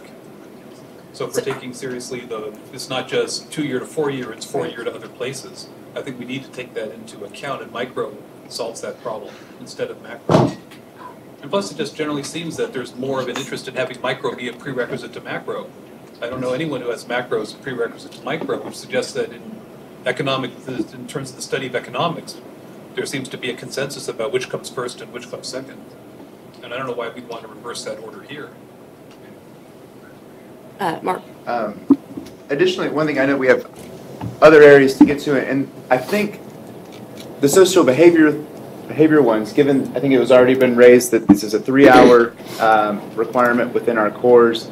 There are a lot of classes that are sometimes very interested in this, and to some schools, the core will include Introduction to Political Science. And so I wonder if in some cases there are a lot of moving parts in this one because there are limited hours to count. I guess I would like to move that we table this discussion to be brought up later and move to another core topic. The other things on our agenda, though, right, are additional classes that are not political science to add to the FOS, and I do believe they're all social and behavioral sciences. Why would we? I mean, another great place to look at this when there's 6 hours of communications that can be added within a core. We can begin to identify among those 6 hours of communications which would be most useful to political science.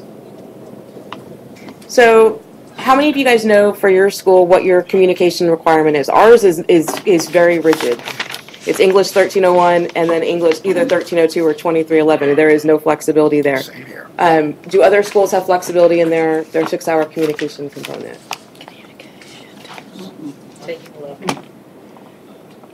Yeah. So 1301, 1302, and 2311. Yeah. That's Only it. 2 courses on ours. The 1030, well, Comp 1 and Comp 2. With 2 courses. So it's Comp 1 and Comp 2, basically. So, and ours is, I think, Comp 1, and then either Comp 2 or technical writing. You can do one of those two. But Yeah, it looks like it's specific.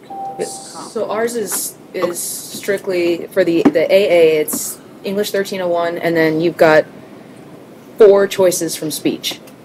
Okay. Yeah.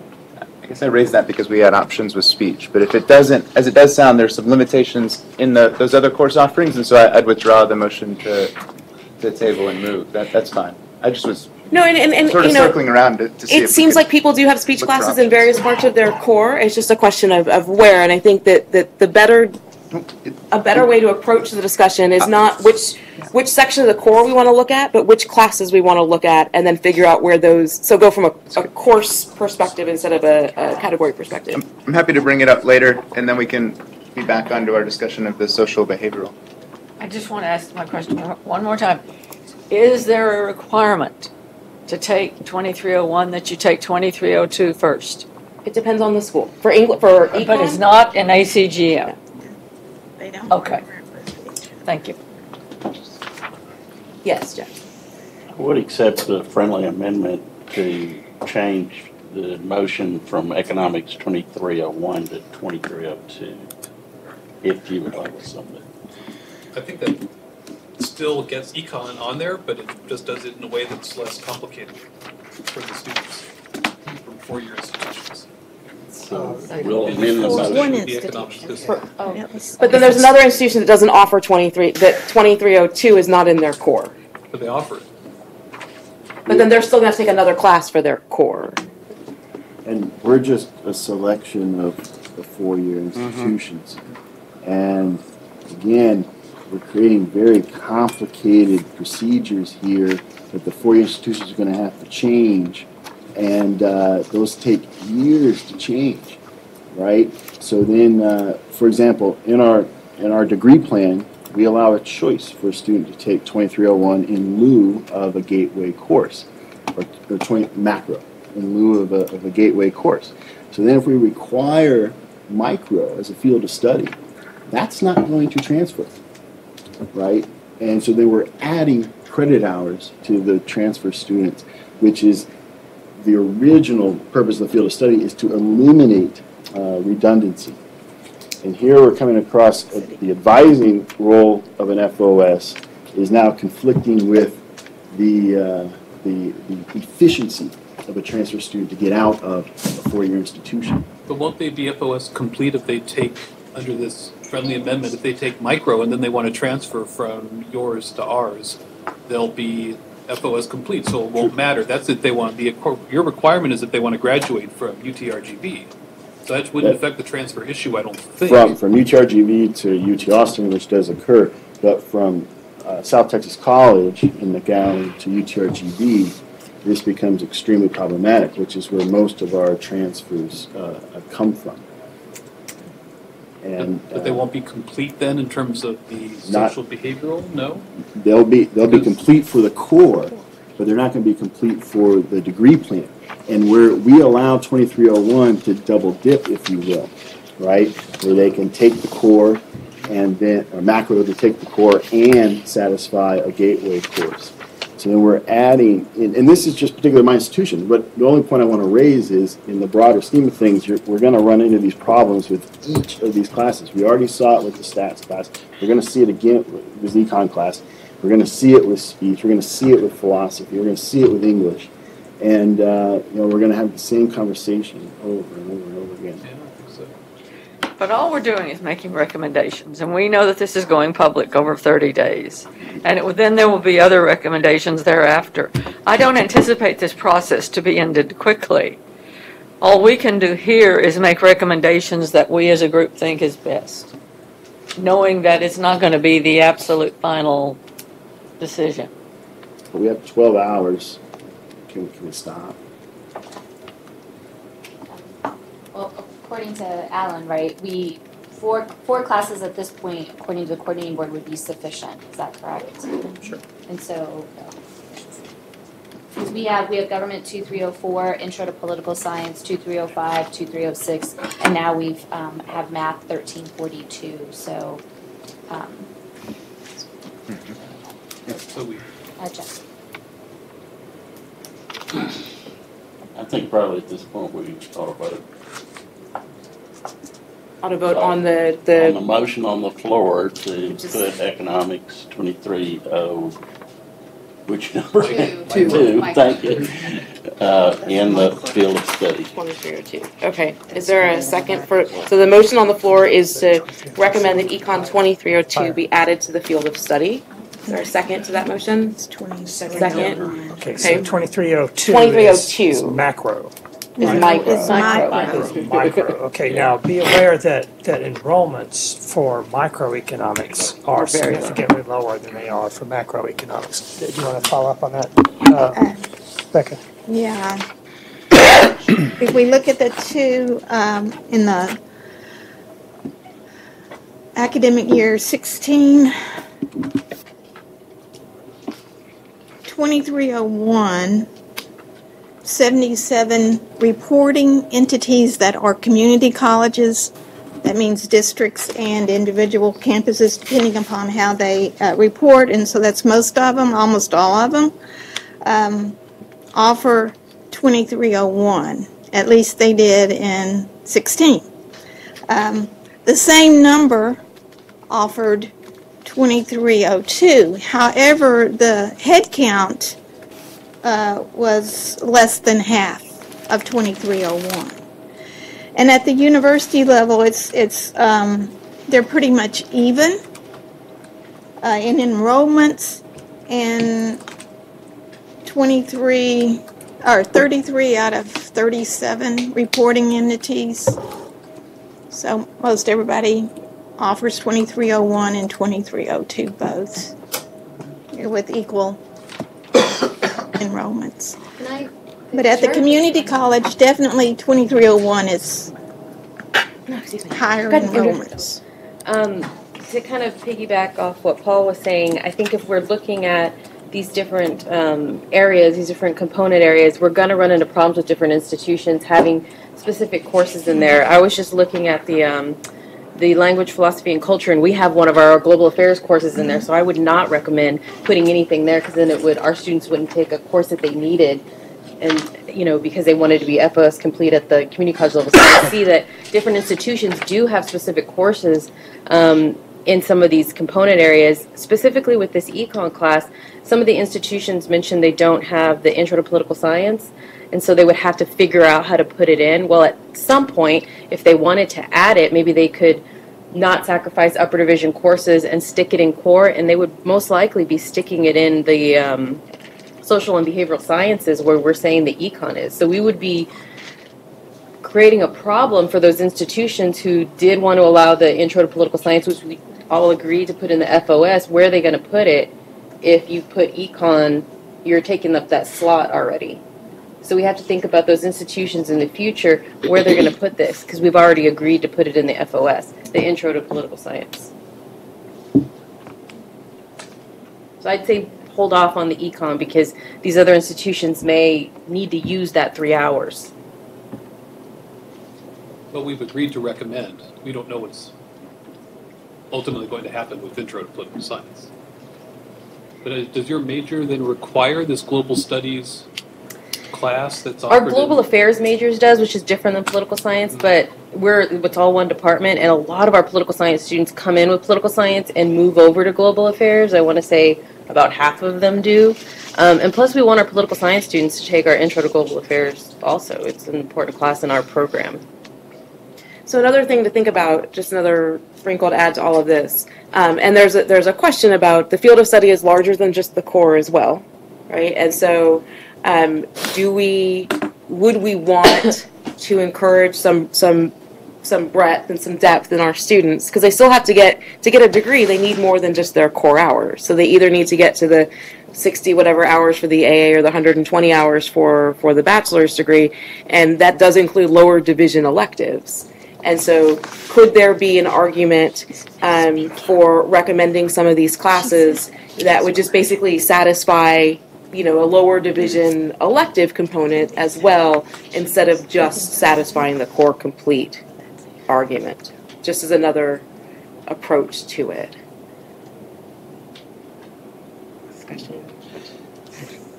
So, how do you guys? Well, the motion is still on the floor for. Well, do we want to still do knowing the enrollment data? What's the thought on Econ 2301 or 2302, Jeff?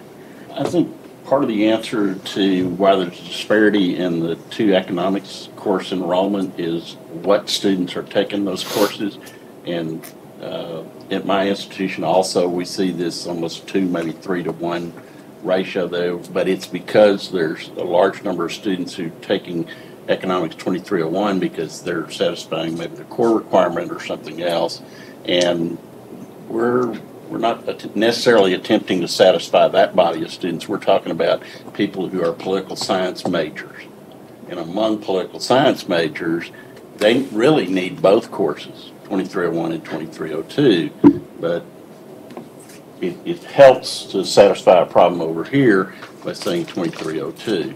So again, I urge the body here to adopt this motion to include 4 political science majors. That's what this field study is about. Mm-hmm. Okay, so we do have a motion on the floor to recommend inclusion of English, Econ 2302 in the field of study. I don't know why I keep saying English for that. Econ 2302. And this motion has been seconded, and we have had discussion. So we'll now vote on this motion. So all those in favor of adding or recommending that Econ 2302 be added to the field of study, please indicate by raising your hand and holding it up. 5. Okay. 5. 5. Yeah. All those opposed?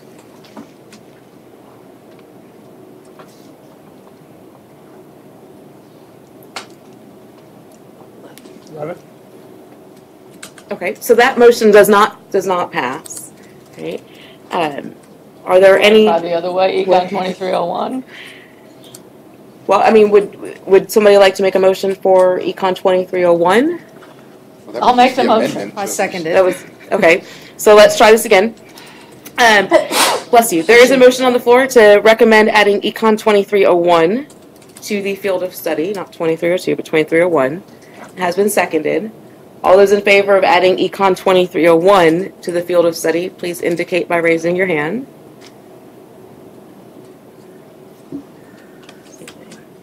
Okay. All those opposed? So that is also a no. So we are not making a recommendation with respect to an econ class added to the field of study. True. Right? Okay. Are there any other classes not in political science that we would like to discuss potentially adding to the field of study? I have a question about the English Comp 1 and Comp 2. You said that there's an issue with that offering. I don't know. They're basically required for almost all institutions. It's right. English 1301 is required for everybody, and then most schools have a pretty narrow requirement, so 1302 or technical writing. Mm-hmm. Right? Some schools have a few more options, but that's a pretty locked down part of the core. So is it redundant to say you like to add it to the field of study, even though we could add it, but it would just be fluff, I think, right? Because they're all going to take it anyway. Yeah. Unless we want to recommend that they take the 2311, the technical writing class. That there's going to go down that rabbit hole that places don't offer their honors. Right.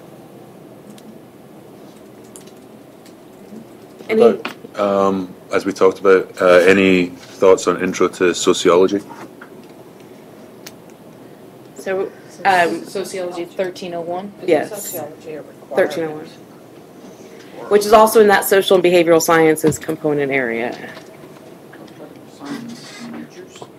So would you like to entertain now a discussion about adding Sociology 1301 to the field of study?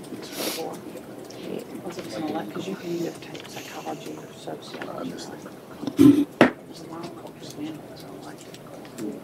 So Andrew, what are your arguments in favor of putting that course in?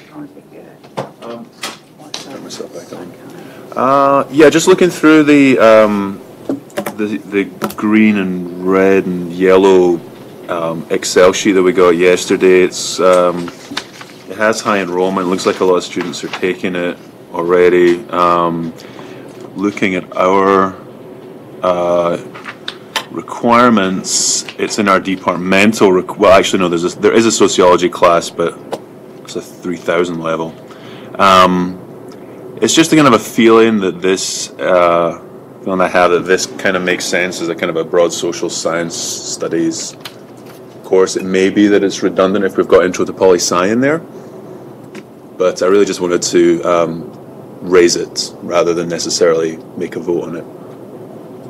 Yeah, I think it's a fair point, but if we can't even put macroeconomics in here, I don't know that we're going to get an agreement on adding sociology. Because, again, from my perspective, these are all related, and I would love to see economics, sociology in there. But if we can't agree on economics, maybe we're at the point where our FOS is where it's going to be. What are we at? But 4 the or difference- 5? 4. 4. The difference is, with the economics, we ran into a problem with 2301 and 2302, whereas Intro to Soc, as I remember, is a freshman level course. 1301. So you don't have that thing to, and certainly it's related to what we do. 100,000 students taking it at FY16, 2/3 in college and 1/3 in universities. The wrinkle that's going to come up with this is it's going to be the same argument that a lot of you are making against including economics in the field of study, that the sociology, there's really only one 3-hour class in that component of the core. Right. And so if we're forcing them to take that Soc class, then that would preclude them from taking an econ class for their core, or if people add the intro to political science, it would force that out as well. Yeah. And just, we have a vested interest in protecting political science turf at our home institutions. And, this is petty, but at my home institution, the Soc department has been really not open to any political science. So I would look at this as providing them incentive to take our students when they've actively opposed taking foundational political science courses and allowing them to count towards the core. So this is my opportunity to retaliate. But also a valid point, given those credit hours are limited, we're concerned about students, and this is we have disciplinary-based incentives, and those are to preserve political science. So by moving outside to that one, it kind of creates some concern for me.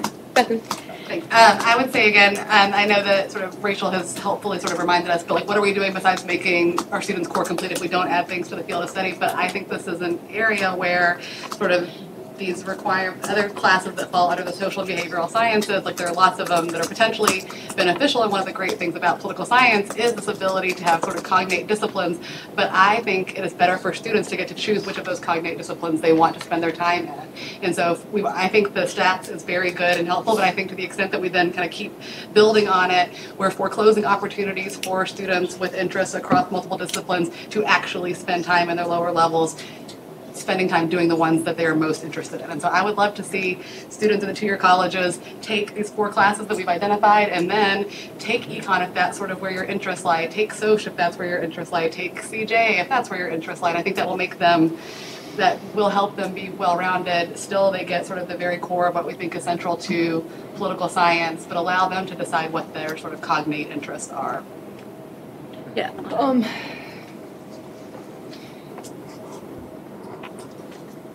If we give them that freedom, will they make use of it? I guess is my question. So, and again, this is just from a 2-year perspective. I think giving them guidance allows them to actually figure out what they're interested in, rather than saying figure out what you're interested in, because they don't know. They have these ideas, right? And I think just from my perspective, requiring them to consider, let's say, political science from a sociological perspective or whatever, would help them help guide them, right, when they come to four-year institution.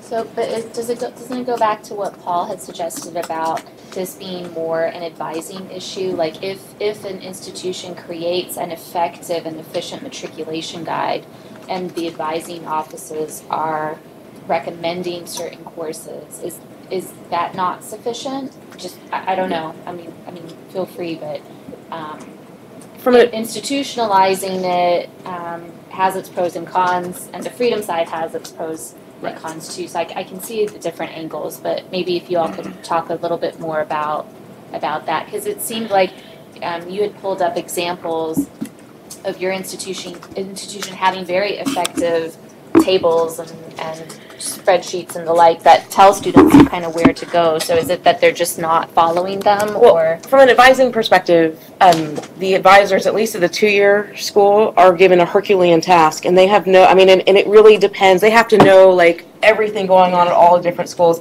And I think from their perspective, having more of a directed field of study would help them become more effective in terms of how they do their advising.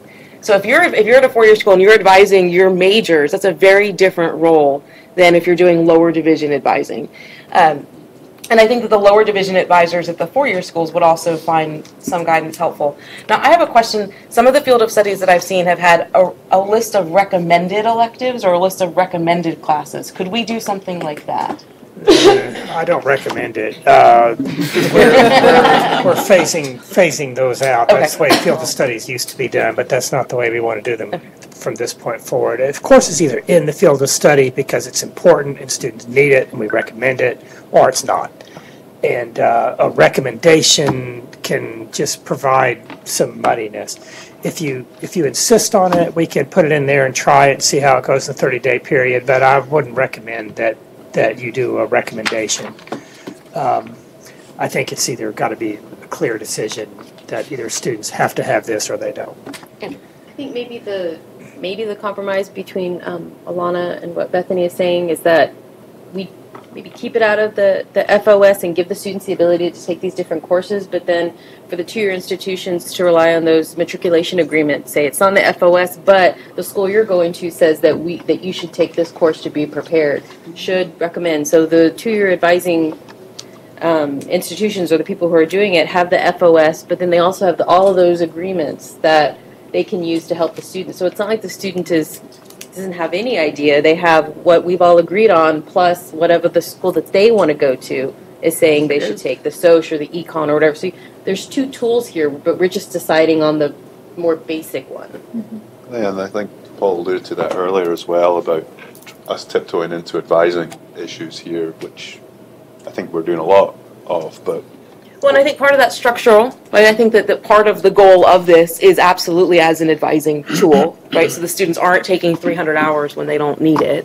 But then there's also this question of limiting the freedom of movement for the four-year schools. Don't want to box them in, too much to things. Right. We encourage that a lot at the coordinating board of these vertical agreements and these meetings between especially four-year universities and the community colleges that send them the most students.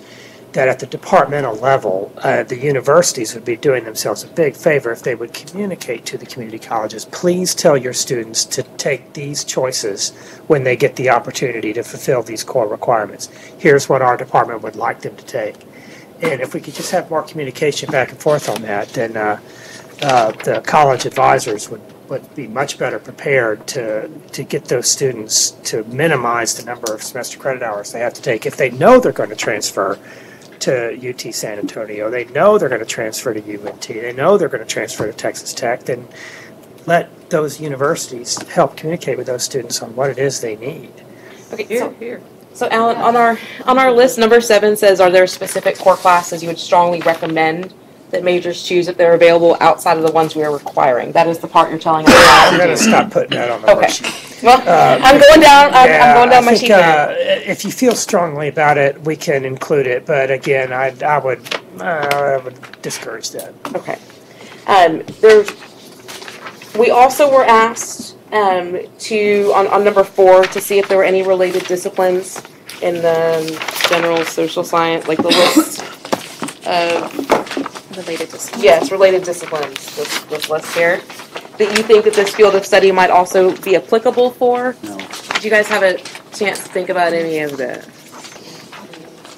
I was thinking that it could be applicable for like, a major in IR, because it's really this, if it's just political science, and that would be, if a school does have a major in IR as opposed to just a major in political science, that it could be, applicable for that too. I don't see us having much overlap with anthropology or archaeology. But we can table that I too. think if we're saying that the FOS is what we've already agreed on, just these 4 classes, then we'd be able to move on to this question, I guess. Well, I'm trying to get us to think about in a more holistic manner, right? So that we're trying to think of what we're going with this. And we do seem to be at an impasse with some of the questions about the classes, right? So I was trying to just shift a little bit to then clear that out. But are there any other classes you guys want to talk about adding to the field of study? Well, we're still looking at that Mexican American and those 2 academic cooperatives.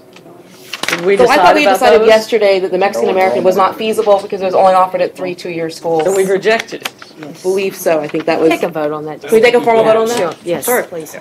Make a motion, take a vote on it. Make a motion there's a motion on the floor to include government or political science. No, to not include it. Can you do that? No, we would have. No, we'd have the motion to add it, and then it would be defeated, and then Okay, it wouldn't be all right. added, right? So, government 2311 to the field of study. Second.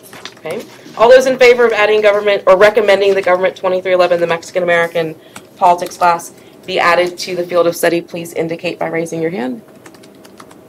All those opposed? Okay. That clearly failed. I believe that was a unanimous vote. Okay. We also, if we need to do this whole list, so we need to do the 2107, 2289, and the 2389 as well. Okay. So I'd like to entertain a motion regarding those other 3 classes. I make a motion that we include government 2107, 2289, and 2389 in the field of study. Okay, do I have a second? Yeah. All those in favor of adding government 2107, 2289, and 2389 to the field of study, please indicate. Oh, Are we having discussion? we talked about these yesterday. What The are these one courses unit. again? We could, What are the I know, but is it if we could go back for just a second before we vote, might be helpful. Okay, I so don't wanna the take too much time, but I understand that this is sort of like an additional class, the 1 credit 2107. is used those- primarily for transfer students coming from out of state for Right. second baccalaureate. So are we adding it to the FOS though? That- Is a requirement?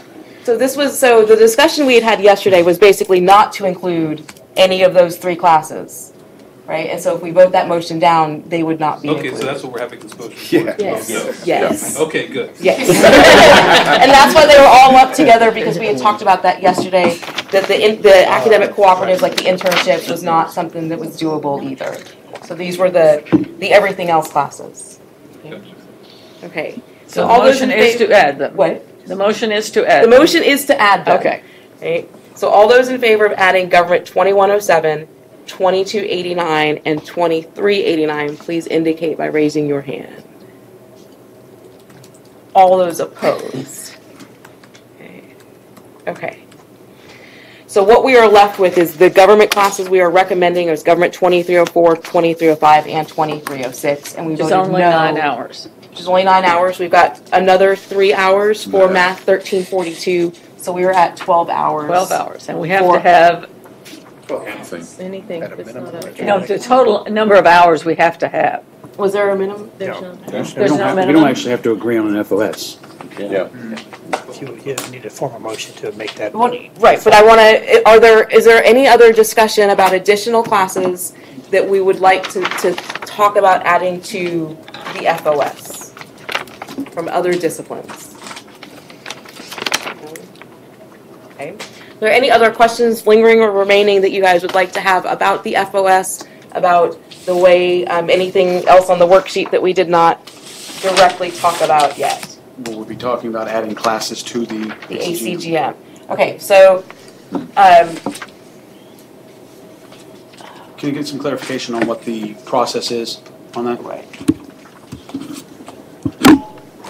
Okay, what's going forward with other fields of study recently is if the group decides there is a true need for an additional course, they have deferred to the learning outcomes work groups, which can invest time, energy, and research into making sure those are consistent with what's being offered at universities. Because the point of the field of study is to have courses that are going to fit in a curriculum in a bachelor's degree at a university.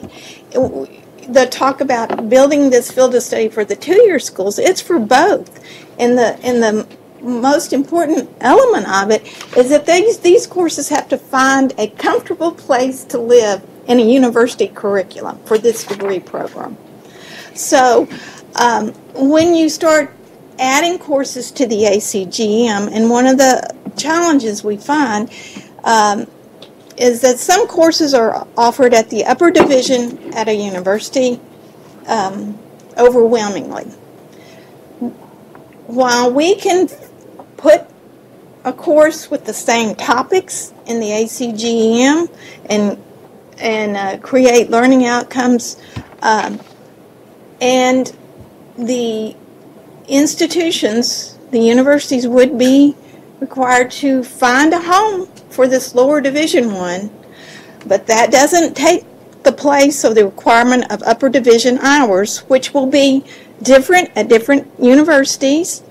And so your student may get that transferring and replacing an upper division course, but the upper division hours are going to have to be made up to meet the institutional requirements for the degree. It is not a clear-cut plug it in. It's does it fit in the jigsaw puzzle that you're dealing with individual students. So that's a caveat in creating courses that are traditionally taught at the upper division. That the universities will have to manage this, and is it in the best interest of the student if they're going to have to take additional hours to fulfill an upper division requirement for the institution. Or there may be accrediting issues in some cases for a programmatic accreditation. So it can be done, and we will, we can pursue that. The learning outcome process is what we look at is we look at how often a course is offered at the upper division. Is it offered at the lower division? How often? In our regular processes for adding to the ACGM, we don't want to add upper division courses to the ACGM because that creates a problem somewhere. But if this group decides that they really need one of those upper division courses brought down, then we'll work to make sure that it aligns in content with what is needed at the universities. But like I said, that doesn't remove that outstanding issue of advanced hours. And the way we would do that is we would look at syllabi. First, we would survey what's happening. We would look at inventories, reported inventories, and see where the course is offered. Is it offered at the lower division, or is it offered at the upper division at a majority of the time? Then we would look at syllabi at universities, because we are trying to get this course to be in a, so there are no learning gaps for the student when they do transfer. So we would look at syllabi at the university teaching that course and make sure that we covered all the essentials and the topics. So, and then what you want the student to learn, walk away from with. And then to this group would also consider prerequisites, if the course needed prerequisites, those kind of things.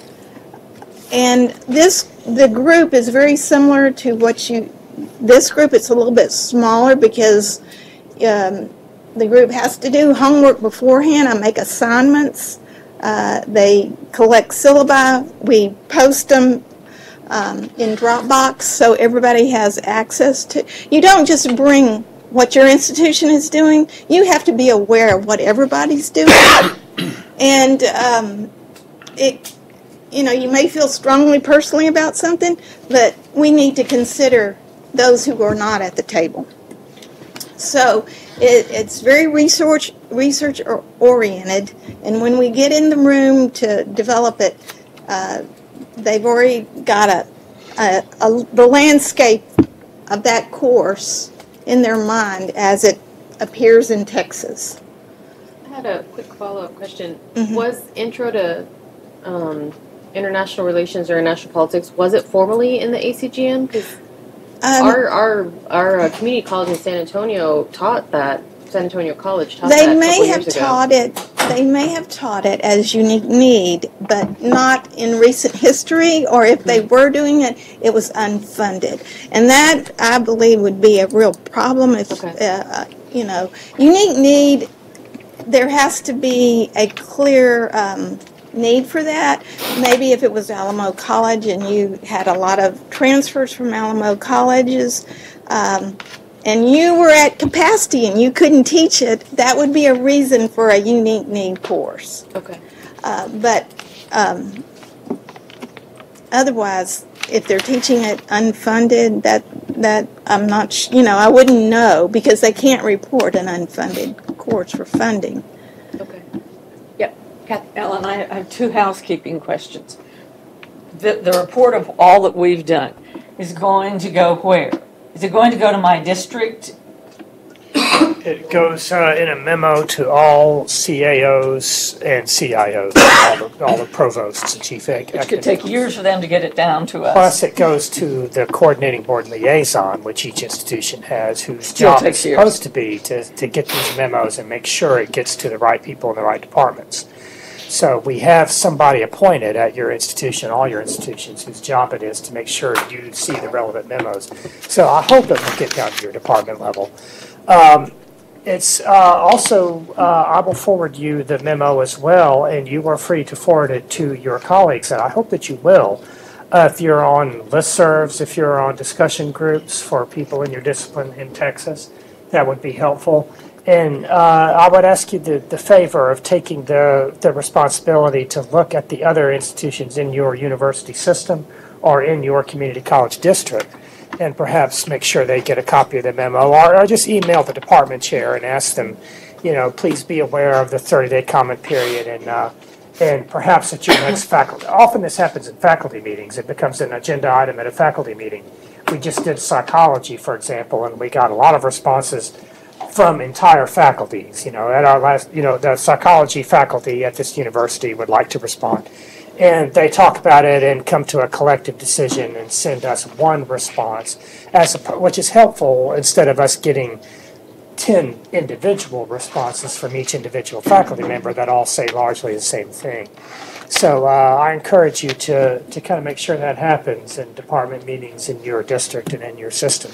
And the other question is, if assuming this is a 5-year committee, like I have a 2-year term, 2 years from now, you might appoint in my place, you might ask in my place somebody from Tarrant County. It's not necessarily somebody from my district. That's true. In other words, it's your hope to get all the public colleges and universities represented over the next 5 years. We'll collect an open call for nominations, and then when we get the nominations, we do our best to balance it out by sizes of institutions and regions of institutions. Okay, thank you. And kinds of institutions, master's degree universities, Research One universities, emerging research, and different sizes of colleges across the state.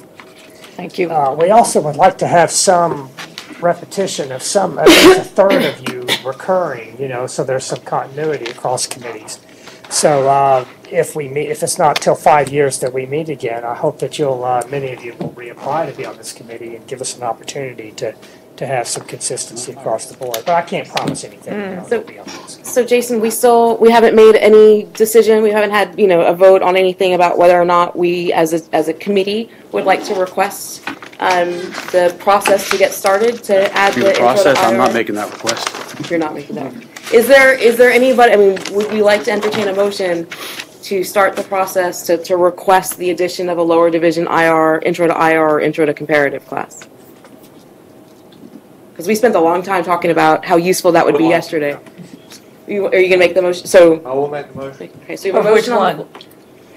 To add IR and comparative politics, or at least to get the process. To add going. AGM, to the ACGM, not to the field of study yet. Okay. Is there a second to that? Second. Okay, all those in favor of? I have a question. We spent most of yesterday talking about this. That was before we added intro Yeah, to now political the science. stakes are different. Discussed, so it's a different discussion. So we're not talking about adding it to the field of study. All we're talking about at the moment is trying to get it added to the ACGM so those courses can be taught. But the only purpose of that is to eventually add it to the FOS if they can. Yeah. if Not they can- necessarily. And it doesn't go if they can't there. No, transfer, reverse. Then why are we doing that? When I was explaining the processes, it was the assumption that this committee decided definitely that we had to have an international relations course. That is the only point at which the other part of developing of the course would even start. It's not Yeah, if you're not going to add it to the field of study, you don't have the authority to add it to the ACGM. But Gary said that earlier when I asked the question. There's no point in doing Yeah, it. my question was just this, of the four-year institution representatives, how many of you have it as a 1 or 2,000? Anyone? Or is it all 3,000 levels? We do.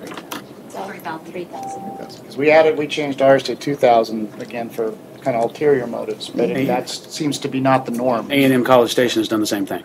They've gone to the 2 or 1? It's 2,000. I think if they were added to the field of study, we would probably renumber them, and so that they would have a lot. I'm not even sure that other 4 years have the course equivalent. Not just that they're upper division. I'm not sure all 4 years have even the course equivalent. You mean intro to IR and comparative? Wow. Yeah, Okay, Paul? So we already added intro to political science as a 3-hour course that now, if the coordinating board accepts that recommendation, 4-year institutions are going to have to substitute that for a class in our major. If we continue to add lower division courses to the FOS, our 36 or 39-hour major upper division level now shrinks to 18. And I can't see where that's a feasible option. Okay, so there does not appear to be any agreement with respect to that, and we don't have to, I mean, we're 11:15. The motion on the floor to be There's a voted motion on the floor, on. there's a second. Okay, so all those in favor of, or we can entertain a motion to withdraw that motion as well. I'll make a motion to withdraw the motion. Second. All those in favor of withdrawing the motion regarding the intro to IR comparative? Withdraw it. Yes, take it off. To just not discuss it Keep anymore. hands up. Oh. Never gonna fly. I want to see it talk. Okay. Okay, all those opposed? 4. Got 4. Okay.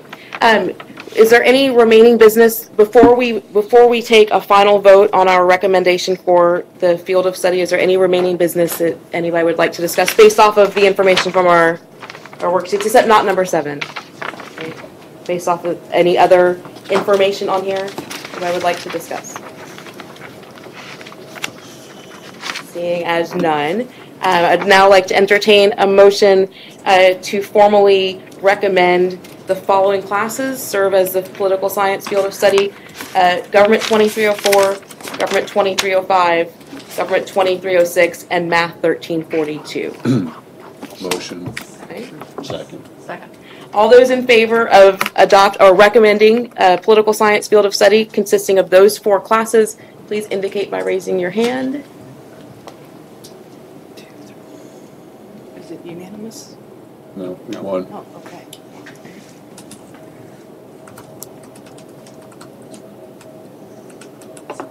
Did you get everybody? Yeah. Okay. All those opposed?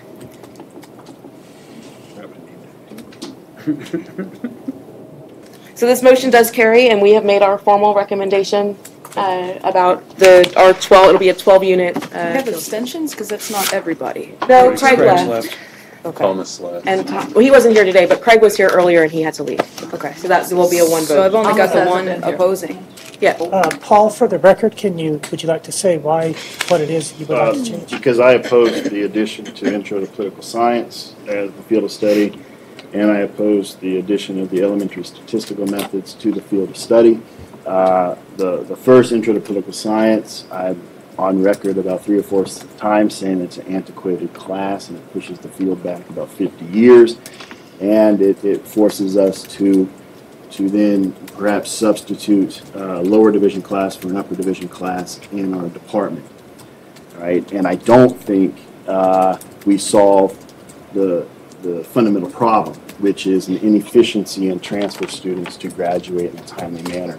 I don't think the addition of that class to the field of study helps that at all. If it does, it only takes from upper division, puts into lower division. So then you're basically just redistributing hours for a transfer student. That's not true of the native student. So then on the elementary statistics, that creates fundamental problems within our degree plan because we require college algebra, and I don't think the committee took seriously the problems that it created for four-year institutions who are not represented here. I have a question then. If your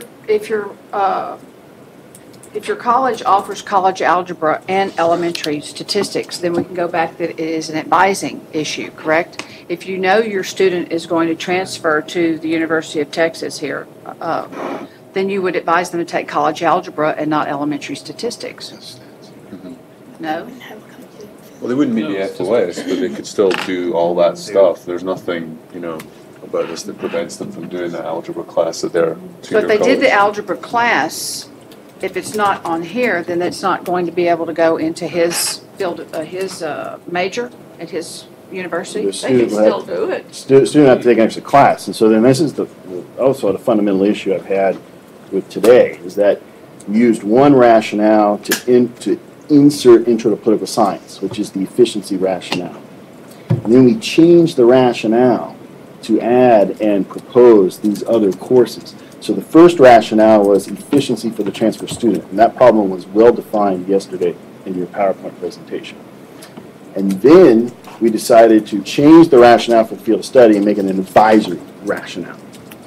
And then when we start adding these courses as an advisory rationale, we're conflicting with the original goal that you outlined yesterday, which is efficiency for the transfer student to graduate at a four-year institution. And that is the fundamental reason why I vote no for this field of study. And I agree with you on the intro to political science points that you make. I think they're all right, and we may have voted for it. Politics is sometimes, voting for packages, and I like the addition of the math requirement. I think that'll be helpful, even though I understand that it doesn't work for your institution. I guess I just hope that the board doesn't take all of our recommendations, just one of them. Paul, I took a look at your program of study, and you do have 6 hours of 2000 level courses, and some of them say they can take intro to macro or micro. That's right. So then it could if we accept this Intro to Political Science, that substitutes for a transfer student as one of those lower divisions. And then they can take a macro, right? So then there's no gateway participation in our department as a result of that for transfer students. If they come in with both of those. Because we thank goodness did not include macro. But if they come in with Intro to Political Science and then select to take macro, then we don't have a gateway presence for our transfer So, students. could your institution say, if you come in with intro to political science, you can't take macro, you need to take one of ours? That could be right. That's right. That's you have correct. to do that in so, advising. And this goes to the fundamental point, though. It's not about my institution. It's about what we just did forces four-year institutions to actually go back to the faculty, create this year to 2 year long process of changing a degree plan. And I think it was unnecessary, because the prerequisites for political science are typically just 05 and 06, if that, actually, except some rare occasions. So in the field of study, with 05 and 06 would more than adequately prepare a student to go in and graduate efficiently with upper division courses, right? Because they've taken the prerequisites. And if you look at, and as you did, our degree plan, and most degree plans, the upper divisions can be done in 4 to 5 semesters, right? 5 if they decide to maybe drop a class here or there, right? It can be done in 4 semesters, right? So then the field of study actually, I don't think solves the problem. I assume Paul's, I mean, I really appreciate your comments. I think that they would be good if those comments are, those will be circulated, right, to the people who are going to be reviewing what we've come to, because I think what he's raising is something that possibly a lot of people who aren't here might agree with, right? Because obviously we just represent the schools that are here. So, and then they'll have some input into this though, right? So UTRGV could, for example, Paul's colleagues could come back and en masse say, yes, we agree with that. This isn't good for us. We don't want this to come into play, right? So this could still, all this work could ultimately be voted down by a external pressure, right? I mean, it seems, with Paul, I'm kind of with Paul here. I mean, I voted against intro before I voted for it, right? And we've kind of, a field of study is kind of creating some kind of Procrustean bed here that we're just going to have to stretch out and chop off all these varieties of different programs, and I just don't see how this is even going to work given the diversity of it, you know. Considering also you have to deal with, you're going to have to go back and talk to your faculty and say, okay, now do this, you know. And so I would think that Paul's points need to be considered seriously. Give a minority point of view to your minority point of view. I sympathize with all you're saying, and I understand all you're saying. But knowing how many changes we in the community colleges have had to make in recent years in a variety of different courses, you're having to change a degree plan for one course is minor. We've changed it numerous times the past 4 years.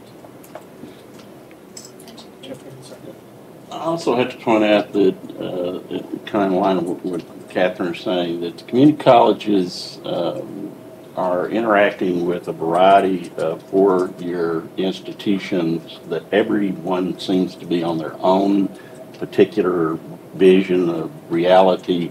And so we spend a lot of time, I do as the department chair, trying to align what we're doing with what they're doing. And so I can't think about, well, all my students are going to UT Austin, which was the original intent of my institution, hence junior college, that they would all go there, so I only had one. But instead, I'm dealing with multiple universities and trying to see if I can get my students into them and advise them and so forth. And so I would gladly trade with you, Paul, on the amount of work. And earlier in this process, I talked about undue burden.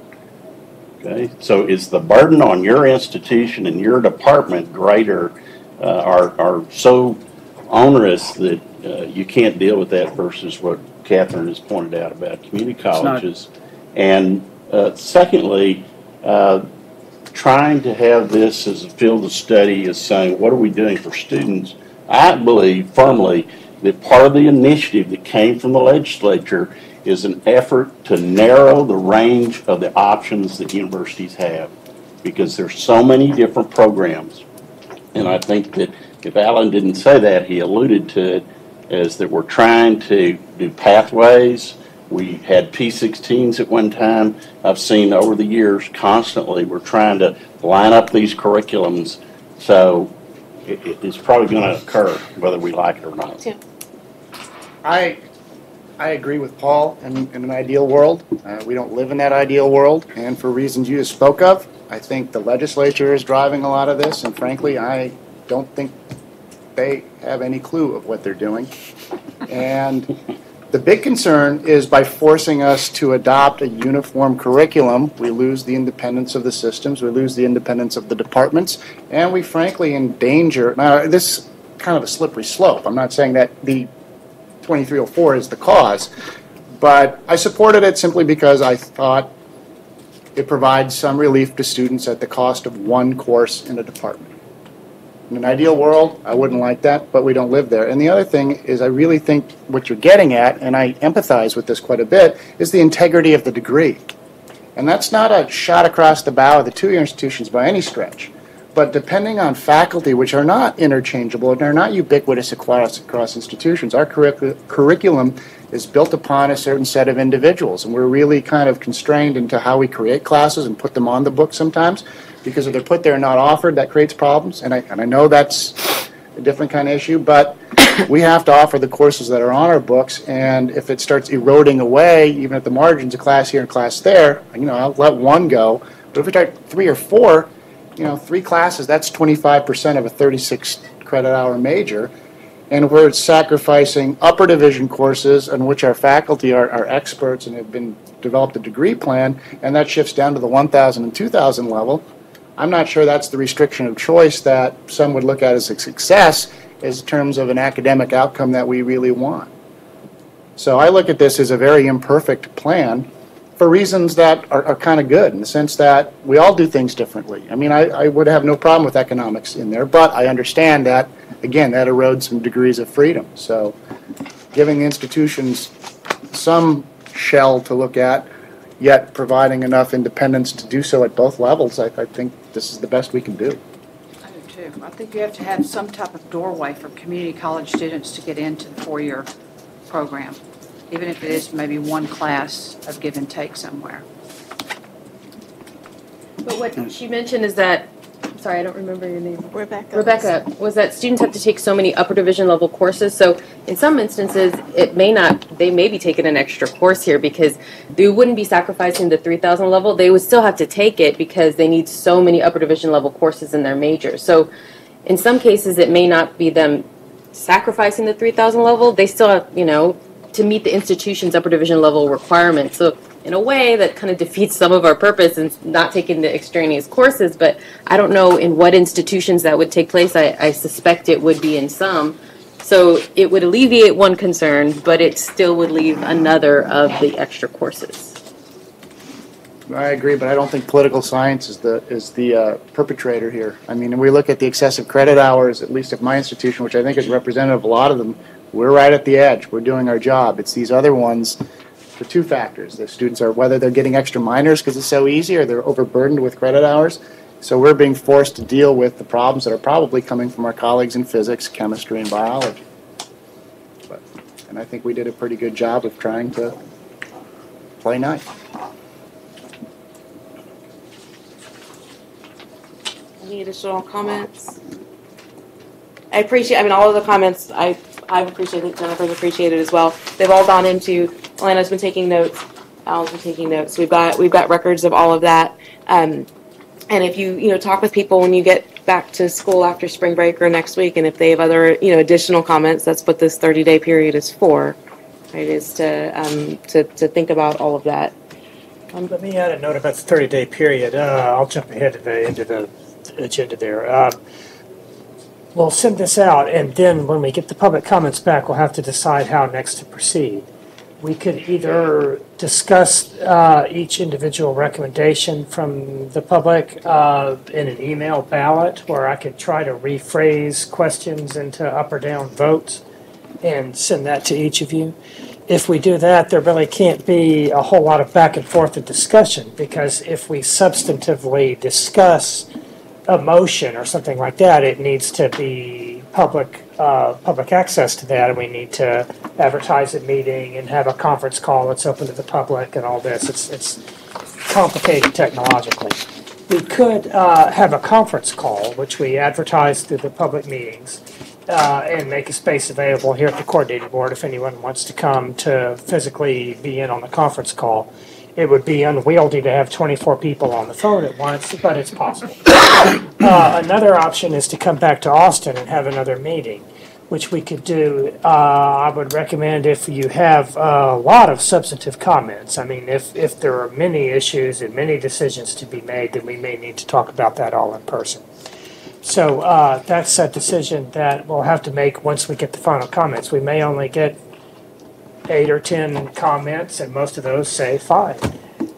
We may get 50 public comments that really get down to specifics and argue vociferously that this is a disaster. You just never know how it's going to go down. So I'd like for you to authorize your co-chairs to make that decision based with input that you communicate to the co-chairs with your opinion about how to proceed. And that way, we're not doing it as a whole committee, but you're doing it as individuals, and authorize the chairs to make the decision of whether or not we call to come back to Austin or can do this. I'll via motion for email or that. ballot. Motion for vote for the chairs to make the decision on the follow-up meeting. Second. And your opinion will certainly be solicited before they make that decision. Also, let me suggest that someone add to that motion as a friendly amendment that you also authorize your co-chairs to approve the final minutes, because otherwise that would take a formal motion from the whole committee. And also to authorize the co-chairs to do any other related business that relates to the final wording of the field of study as it goes out to the public, in case there are any little adjustments or corrections that need to be made. Motion to amend, to authorize co-chairs to approve final minutes and to do any other related business that relates to the final wording of the FOS. Second. So we need to have a vote on that motion as amended. All those in favor, please indicate by raising your hand. All those opposed? Thank you. One final bit, if I could jump in, that we do want to cover from the coordinating board end is, do you feel that this field of study can serve as the field of study for related degree plans? It's pretty cut and dry if there's a major in political science. But what if we have a major in other CIP codes? You know what a CIP code is? It's the classification of instructional programs. It's a big federal database, which is how funding and things are done for universities. It's what the coordinating board does to do reporting. So when institutions report back to the coordinating board your enrollment figures, which are used for budgeting and other purposes, we divide degree programs into CIP codes. And this is how we tell if programs that might have various different names are essentially the same thing. So we've got the CIP code 4509, which is what fills in for political science and also carries over into CIP code 4510. I'm assuming you all don't agree that economics and sociology belong with this field of study. But what about the 40509s and the 4510s?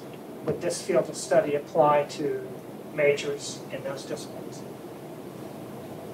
We have a BA in global affairs, and I'd be hesitant to say this without speaking to my colleagues who teach in those courses.